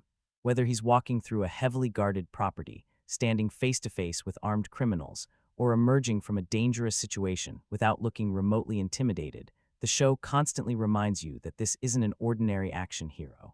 Of course, that physical dominance creates its own challenge. When your main character looks capable of throwing almost anyone across the room, it's difficult to convince the audience that he's ever in real danger. Previous seasons occasionally struggled with that because most opponents never looked capable of matching him. Season 3 recognizes the problem and cleverly builds anticipation around it. Instead of pretending every random henchman is a serious threat, it allows Reacher to dominate those encounters while saving the genuine physical challenge for someone much more believable. That decision makes his overwhelming strength feel earned rather than repetitive. What also helps is that Alan Ritchson never plays the role like someone showing off. Reacher isn't flexing for attention or trying to prove how tough he is. His size is simply another tool, one that he uses with complete confidence because he knows exactly what he's capable of. That quiet certainty makes him even more intimidating than someone constantly trying to look dangerous. By this point in the series, Reacher has become something almost larger than life. He's part detective, part drifter, part unstoppable force, and Season 3 fully embraces that identity without turning him into a superhero. He still feels grounded enough to exist in this world, but extraordinary enough that every time he steps onto the screen, you can't help wondering who's about to make the mistake of underestimating him. One of the reasons Reacher continues to stand out from countless other action heroes is that his fists are only half the story. Season 3 understands that better than ever. Yes, he can overpower almost anyone he comes across, but what really separates him is the way he thinks. Before Reacher throws a punch, he's usually already figured out the room. He's constantly watching people, noticing details that everyone else ignores, and quietly putting pieces together while conversations are still happening. It never feels like he's showing off his intelligence. It's simply the way his mind works. He's always observing, always calculating, even when he looks completely relaxed. That balance is what keeps the character interesting. If the show relied only on his physical strength, every conflict would play out exactly the same. Someone would challenge him, he'd win the fight, and we'd move on. Season 3 avoids that by making the investigation just as important as the action. Every clue matters, every decision has consequences, every conversation could reveal something that changes the direction of the story. The best moments often come when Reacher solves a problem without using violence at all. He reads people's intentions, spots inconsistencies, and connects details that nobody else seems to notice. Watching those moments unfold is just as satisfying as seeing him clear a room full of armed criminals. Of course, when violence does become unavoidable, the transition feels natural. Reacher never fights simply because he enjoys it. He fights because, in his mind, every other option has already been considered. That makes the action feel like the result of his thinking rather than a replacement for it. Season 3 also does a good job of blending these two sides together. The investigation pushes him toward danger, and the danger forces him to rely on both his intelligence and his strength. One without the other wouldn't be enough. His mind gets him into places where brute force alone never could, and his physical ability gets him out when everything inevitably falls apart. That's what makes Reacher feel complete as a character. He's never just the smartest man in the room, and he's never just the strongest. He's both at the same time, and the series is at its best when it remembers that. It's a balance that many action shows struggle to maintain. They either turn their hero into an unstoppable fighter who rarely has to think, or into a genius detective who somehow avoids confrontation altogether. Reacher sits comfortably between those extremes, and Season 3 makes sure neither side overshadows the other. By keeping his intelligence as important as his physical dominance, the season delivers a version of Reacher that feels far more satisfying than a simple one-man wrecking machine. He's dangerous because of his muscles, but he's effective because of his mind, and that's a combination the show continues to get right. As strange as it sounds, one of the most interesting things about Season 3 is watching Jack Reacher do something he's not naturally good at. He's an incredible investigator. He can read people almost instantly, notice details everyone else misses, and stay calm under pressure. But asking him to lie convincingly for long periods, that's a completely different challenge. The undercover storyline puts him in exactly that position. For most of the season, Reacher has to earn the trust of dangerous people without revealing who he really is. The problem is that deception simply isn't part of his personality. He's direct to a fault. Normally, if he has something to say, he says it. If someone deserves a punch, they get one. Pretending to be someone else goes against everything that makes him, well, Reacher. That's where a lot of the tension comes from. You can almost sense how uncomfortable he is whenever he's forced to play along instead of confronting a problem head-on. He isn't the kind of character who enjoys manipulation or elaborate mind games. Every lie feels like something he's tolerating rather than mastering, and that actually makes the performance more believable. What's clever is that the show doesn't suddenly transform him into an expert spy just because the plot needs it. His cover works largely because of who he already is. He's intimidating, confident, and doesn't waste words. People around him often accept his blunt behavior because that's exactly what they expect from someone with his reputation. In a strange way, his honesty helps sell the disguise. Still, there are plenty of moments where it feels like everything could collapse with one wrong sentence. Those scenes become some of the season's strongest because they don't rely on explosions or fistfights. Instead, the suspense comes from simple conversations. A question lasts a little too long. Someone starts looking at him differently. A small detail doesn't quite add up. You find yourself paying attention to every reaction because you're waiting for someone to realize they're standing across from the wrong man. It also adds another layer to Reacher as a character. We spend so much time watching him dominate physical confrontations that it's refreshing to see him dealing with a situation where muscles alone can't solve the problem. Here, patience becomes just as important as strength, and self-control matters more than throwing the first punch. That doesn't make him feel weaker. If anything, it makes him more human. Season 3 quietly reminds us that even someone as capable as Reacher has limits. He's not a polished undercover operative, and he's never pretending to be. He's simply a man trying to survive inside a dangerous world while staying true to the principles that define him. That inner conflict gives the undercover storyline much of its tension, and it's one of the reasons the season remains engaging even during its quieter moments. The undercover mission gives Season 3 something that previous seasons didn't rely on quite as heavily. Constant uncertainty. From the moment Reacher steps into Beck's operation, there's a feeling that one small mistake could bring everything crashing down. He isn't just trying to solve a mystery anymore. He's trying to stay alive while pretending to be someone the people around him can trust. That creates a very different kind of suspense. In most action shows, the tension comes from wondering whether the hero can survive a fight. Here, the bigger question is often whether he'll make it through an ordinary conversation without raising suspicion. Sometimes that's even more stressful than the action itself. The people surrounding Reacher aren't fools. They're constantly watching him, testing him, and trying to figure out where his loyalties really lie. Every interaction feels like a quiet interrogation, even when nobody openly says it. A simple question can suddenly carry far more weight than expected, and an awkward pause can become just as dangerous as a loaded weapon. That's what keeps the season engaging. There are long stretches where almost nothing explodes and nobody throws a punch, yet the tension never disappears. Instead, it quietly builds scene after scene as Reacher moves deeper into an environment where trust barely exists. The closer he gets to the truth, the more difficult it becomes to convince everyone that he belongs there. I also like that the show doesn't rush these moments. It lets conversations breathe. It allows uncomfortable silences to linger. Sometimes Reacher says very little at all, relying on his instincts instead of trying to explain himself. Their relationship never turns into a traditional mentor and student story, but there are definitely moments where Reacher fills that role. He encourages confidence without making speeches about it. He offers protection without asking for gratitude. More than anything, he gives Richard something that's been missing from his life, a person who genuinely expects better from him. I also appreciate that the series doesn't overdo the emotional side of things. It would have been easy to force dramatic conversations or sentimental scenes into the story. Instead, the connection develops naturally through shared experiences and small interactions. That restraint makes it feel much more believable because it fits both characters. The relationship also serves another purpose. It shows a side of Reacher that often gets overlooked. People usually remember the fights, the investigations, and the one-liners, but beneath all of that is someone who consistently steps in when others can't protect themselves. Richard simply gives the season another opportunity to highlight that quality without changing who Reacher is.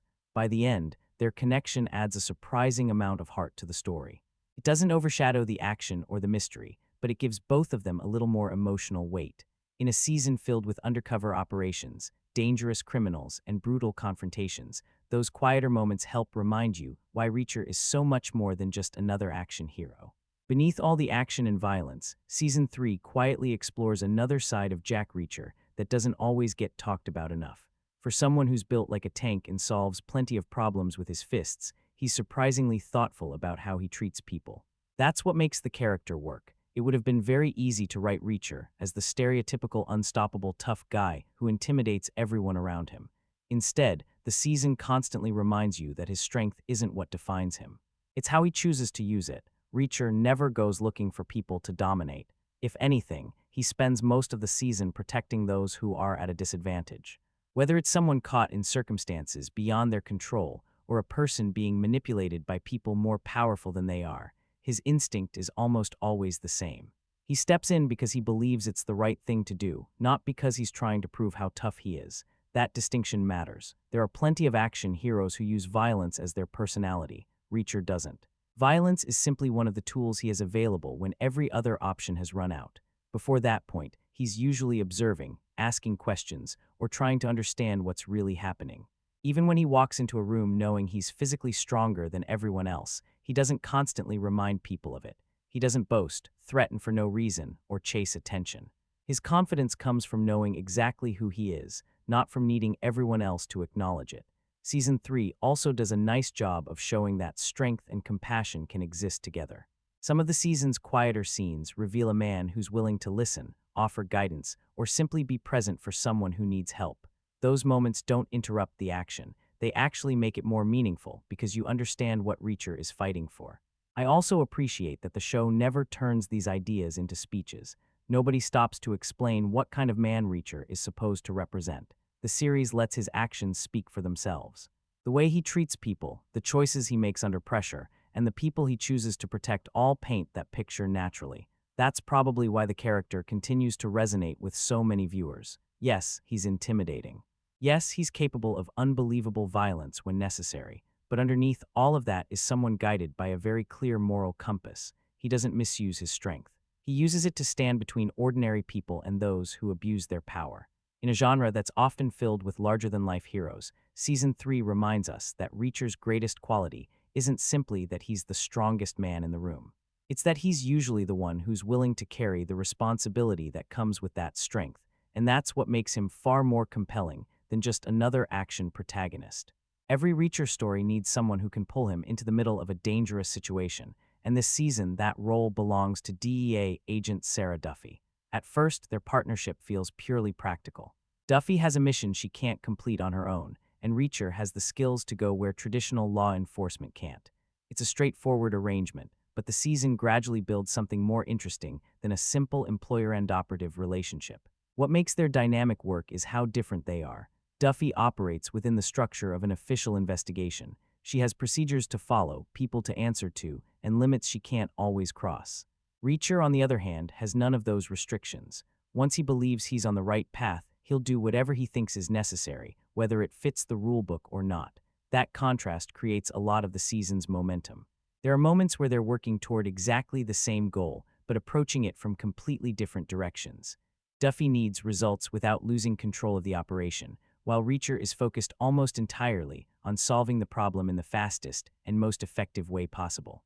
Despite those differences, they complement each other surprisingly well. Duffy brings information, resources, and a clear understanding of the larger investigation. Reacher brings instincts that can't be taught.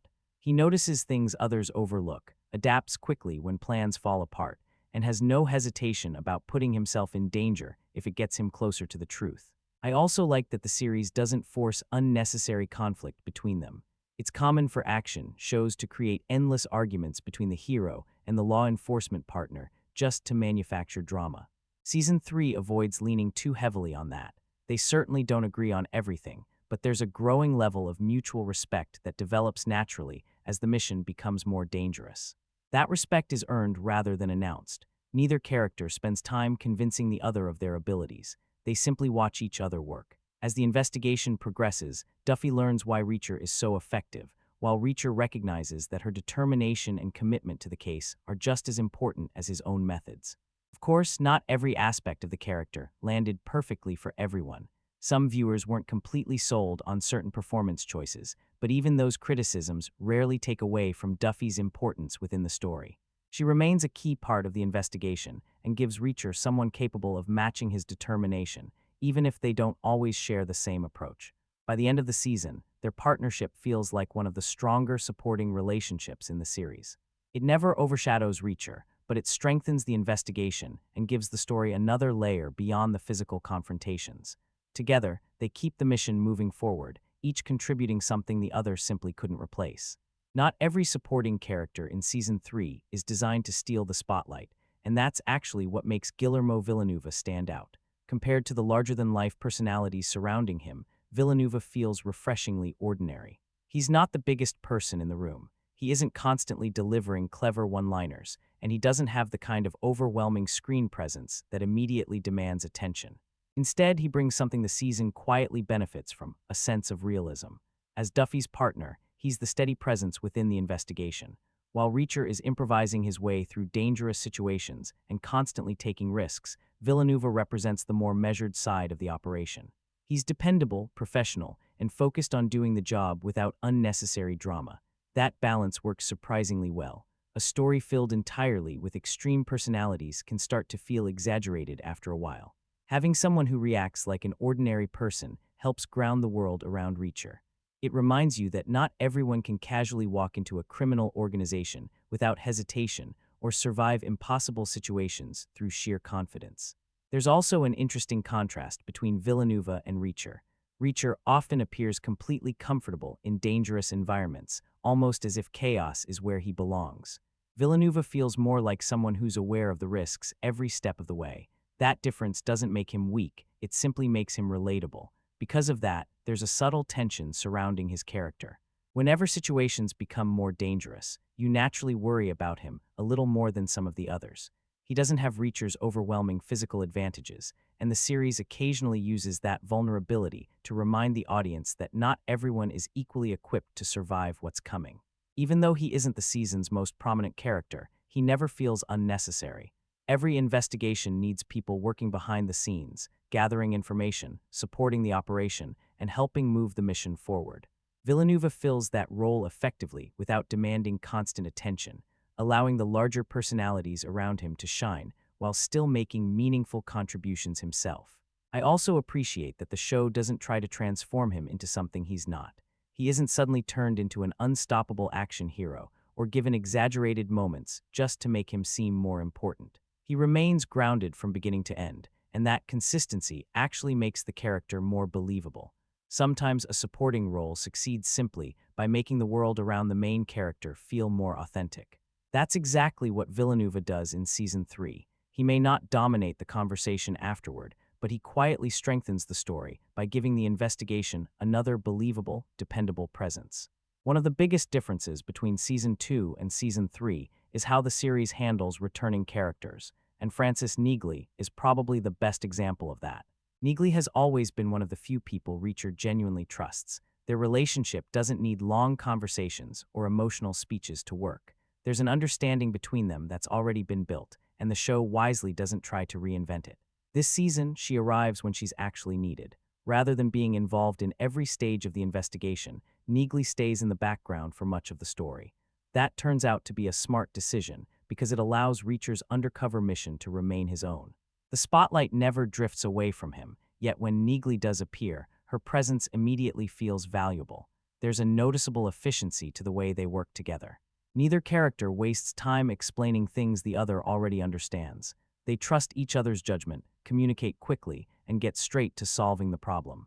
It's a partnership built on experience rather than constant reassurance, and that makes every interaction feel natural. I also like that the season doesn't use Neagley simply because audiences expect to see her. It's easy for long-running shows to keep bringing back popular characters, whether the story truly needs them or not. Season 3 avoids that trap. Her appearances serve a clear purpose, helping move the investigation forward without taking control of it. That restraint benefits both characters. Reacher remains the driving force behind the season, while Neagley gets moments to remind viewers why she's such an effective ally. She never overshadows him, but she never feels like a token cameo either. The balance is surprisingly well judged. There's also something reassuring about seeing their friendship continue without unnecessary drama. The series doesn't create artificial conflict between them or force emotional subplots just to give them more screen time. Their connection is based on mutual respect, absolute trust, and years of shared experience, and the show lets that speak for itself. In many ways, Neagley represents the one constant in Reacher's otherwise nomadic life. He moves from place to place, meets new people every season, and leaves most of them behind. She remains one of the rare exceptions, someone who understands him without needing an explanation. By scaling back her role instead of expanding it, Season 3 actually makes every one of her appearances feel more meaningful. She comes in, does exactly what the story requires, strengthens the investigation, and then allows Reacher to continue carrying the season. It's a simple approach, but it's one that works remarkably well. One thing that really helps Season 3 is that it doesn't rely entirely on Reacher to carry every scene. He's obviously the main attraction, but the supporting cast gives the story enough personality that the world never feels empty whenever he isn't throwing punches or solving another piece of the mystery. What's nice is that everyone has a purpose. Instead of introducing characters just to fill screen time, the season gives most of them something meaningful to contribute. Some push the investigation forward, others increase the tension around the undercover mission, and a few simply make the world feel more believable. Nobody feels like they're standing around waiting for Reacher to arrive. That balance makes a difference. One of the easiest ways for an action series to become repetitive is by making every supporting character forgettable. Season 3 avoids that by giving its cast distinct personalities without letting them overwhelm the central story. They support Reacher's journey instead of competing with it. I also appreciated how different the relationships feel from one another. Some interactions are built on trust, others on suspicion, and some exist purely because both characters need something from each other. That variety keeps conversations interesting because every scene has its own dynamic. You never feel like the season is repeating the same interaction over and over with different faces. Another strength is that the characters aren't treated as simple stereotypes. Even people who initially seem easy to figure out often reveal another side of themselves as the story progresses.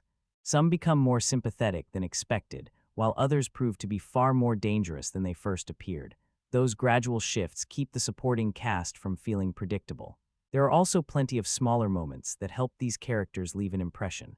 Not every memorable scene involves a major twist or an action sequence. Sometimes it's a brief conversation, an unexpected reaction, or a quiet exchange that tells you everything you need to know about someone's personality. Those little details make the cast feel like real people rather than plot devices. Most importantly, the supporting characters understand their role within the series. This is still Reacher's story, and the show never loses sight of that. Even when another character has an important scene, it almost always connects back to Reacher's mission, his investigation, or the choices he's making.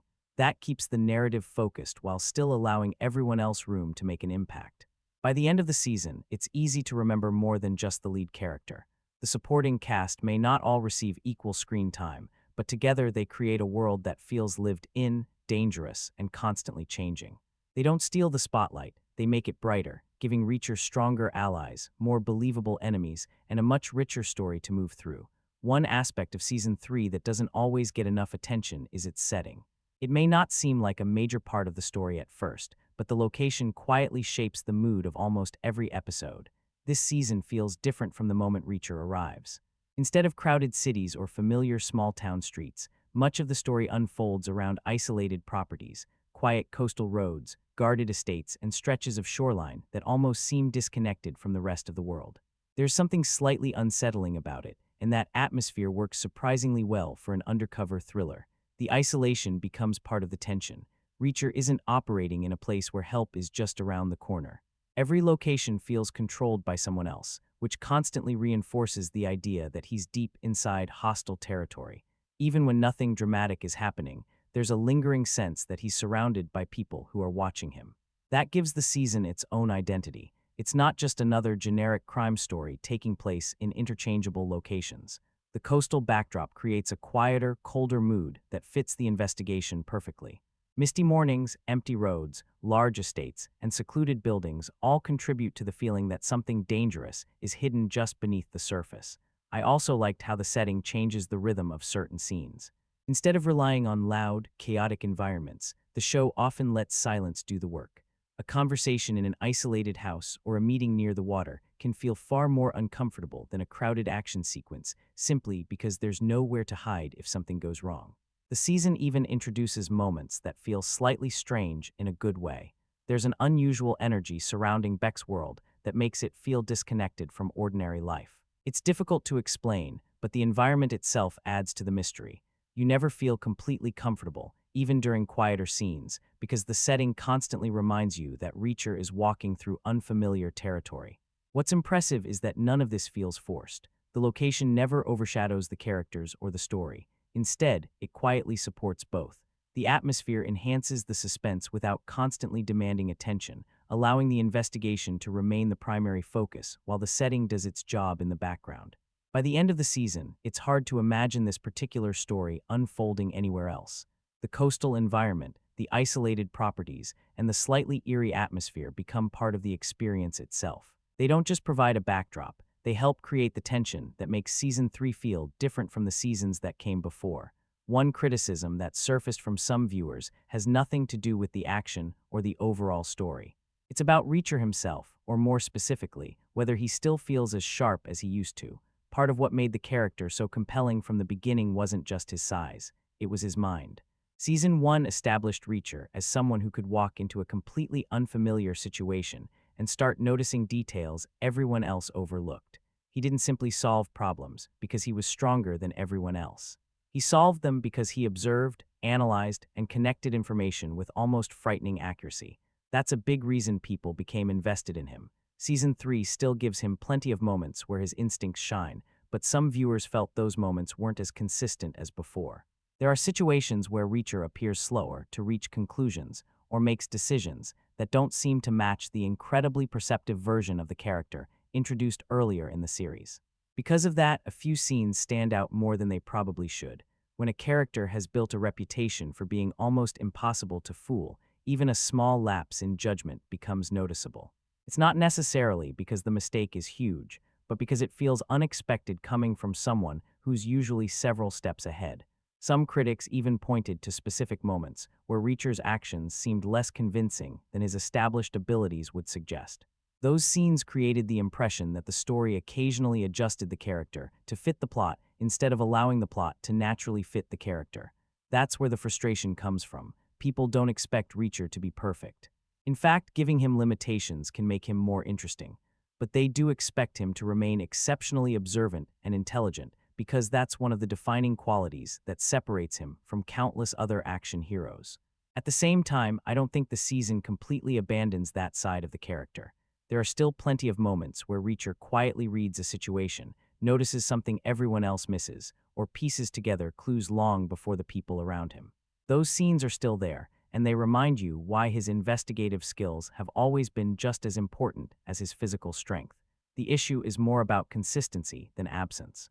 When the writing allows Reacher to think like Reacher, the character is every bit as engaging as ever.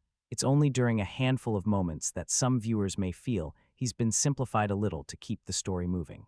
Fortunately, those moments never define the season. Reacher remains an intelligent investigator from beginning to end, even if a few scenes don't fully capture the remarkable level of deduction that made such a lasting impression in earlier seasons. It's a criticism worth mentioning, but not one that completely overshadows everything else the season gets right. By the third season, one thing starts becoming a little predictable, and that's Reacher's relationship with the season's primary female character. On its own, there's nothing particularly wrong with it. The chemistry feels natural enough, and it never completely distracts from the main investigation. But after watching multiple seasons back to back, you begin to notice that the same idea keeps returning. Reacher arrives somewhere new, becomes involved in a dangerous situation, meets a woman who's connected to the case, and before long, a romantic connection begins to develop. Once or twice, that feels perfectly reasonable. By the third time, though, it starts feeling more like part of the formula than something that grows organically from the story itself. You can almost see it coming before the characters do, and that predictability takes away a little of the spontaneity.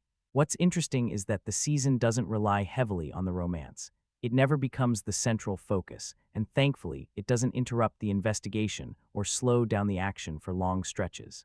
The main storyline always remains the priority, which is probably why this criticism doesn't bother everyone. Still, I can understand why some viewers brought it up. One of Reacher's defining traits is that he's constantly moving. He doesn't settle down, doesn't stay in one place for very long, and rarely builds lasting personal relationships. Because of that, repeating a similar romantic arc every season can make his journey feel a little more predictable than it needs to be. In some ways, the character is actually more interesting when the show focuses on his independence. His interactions with allies, enemies, and the people he chooses to protect often reveal more about who he is than a brief romance ever could. Those relationships tend to leave a stronger impression because they're rooted in trust, respect, or shared danger rather than attraction. That's not to say the romantic element doesn't work. It fits naturally enough within the story, and it never overwhelms the season. The issue is simply that audiences have now seen a version of this dynamic before. Once something becomes expected, it loses some of its impact. If the series continues beyond Season 3, I'd actually like to see it take a different approach. Reacher doesn't need a romantic subplot every time he walks into a new town. His personality, the mysteries he solves, and the people whose lives he changes are already compelling enough to carry the story on their own.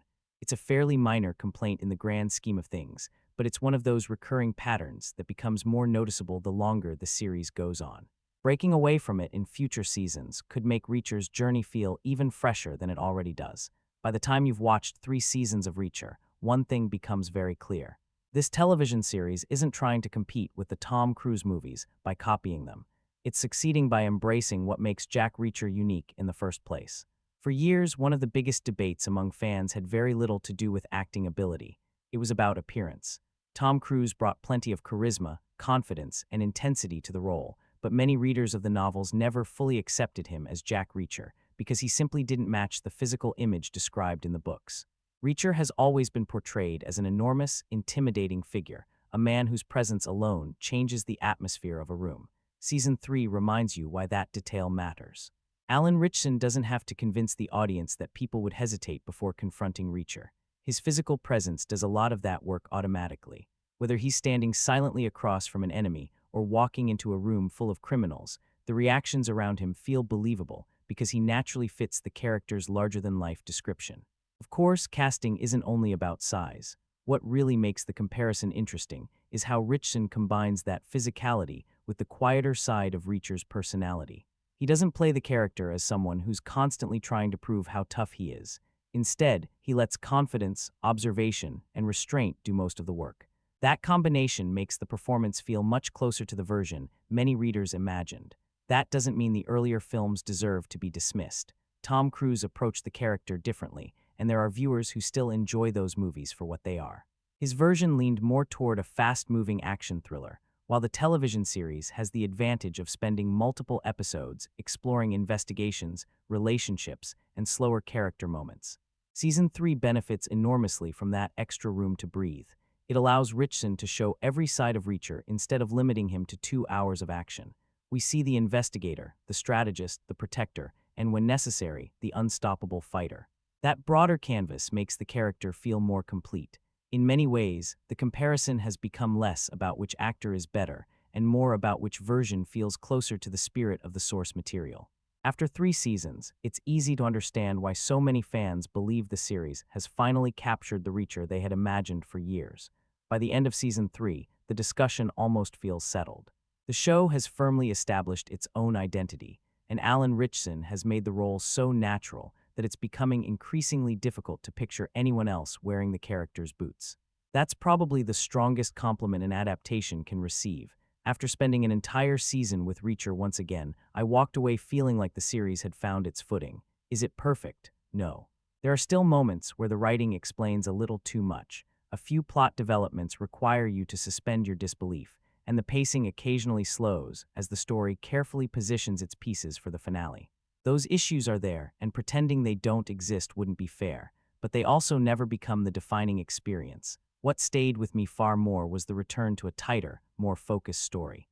The undercover premise keeps the tension alive, the investigation remains engaging, and Reacher once again feels like the driving force behind everything that's happening.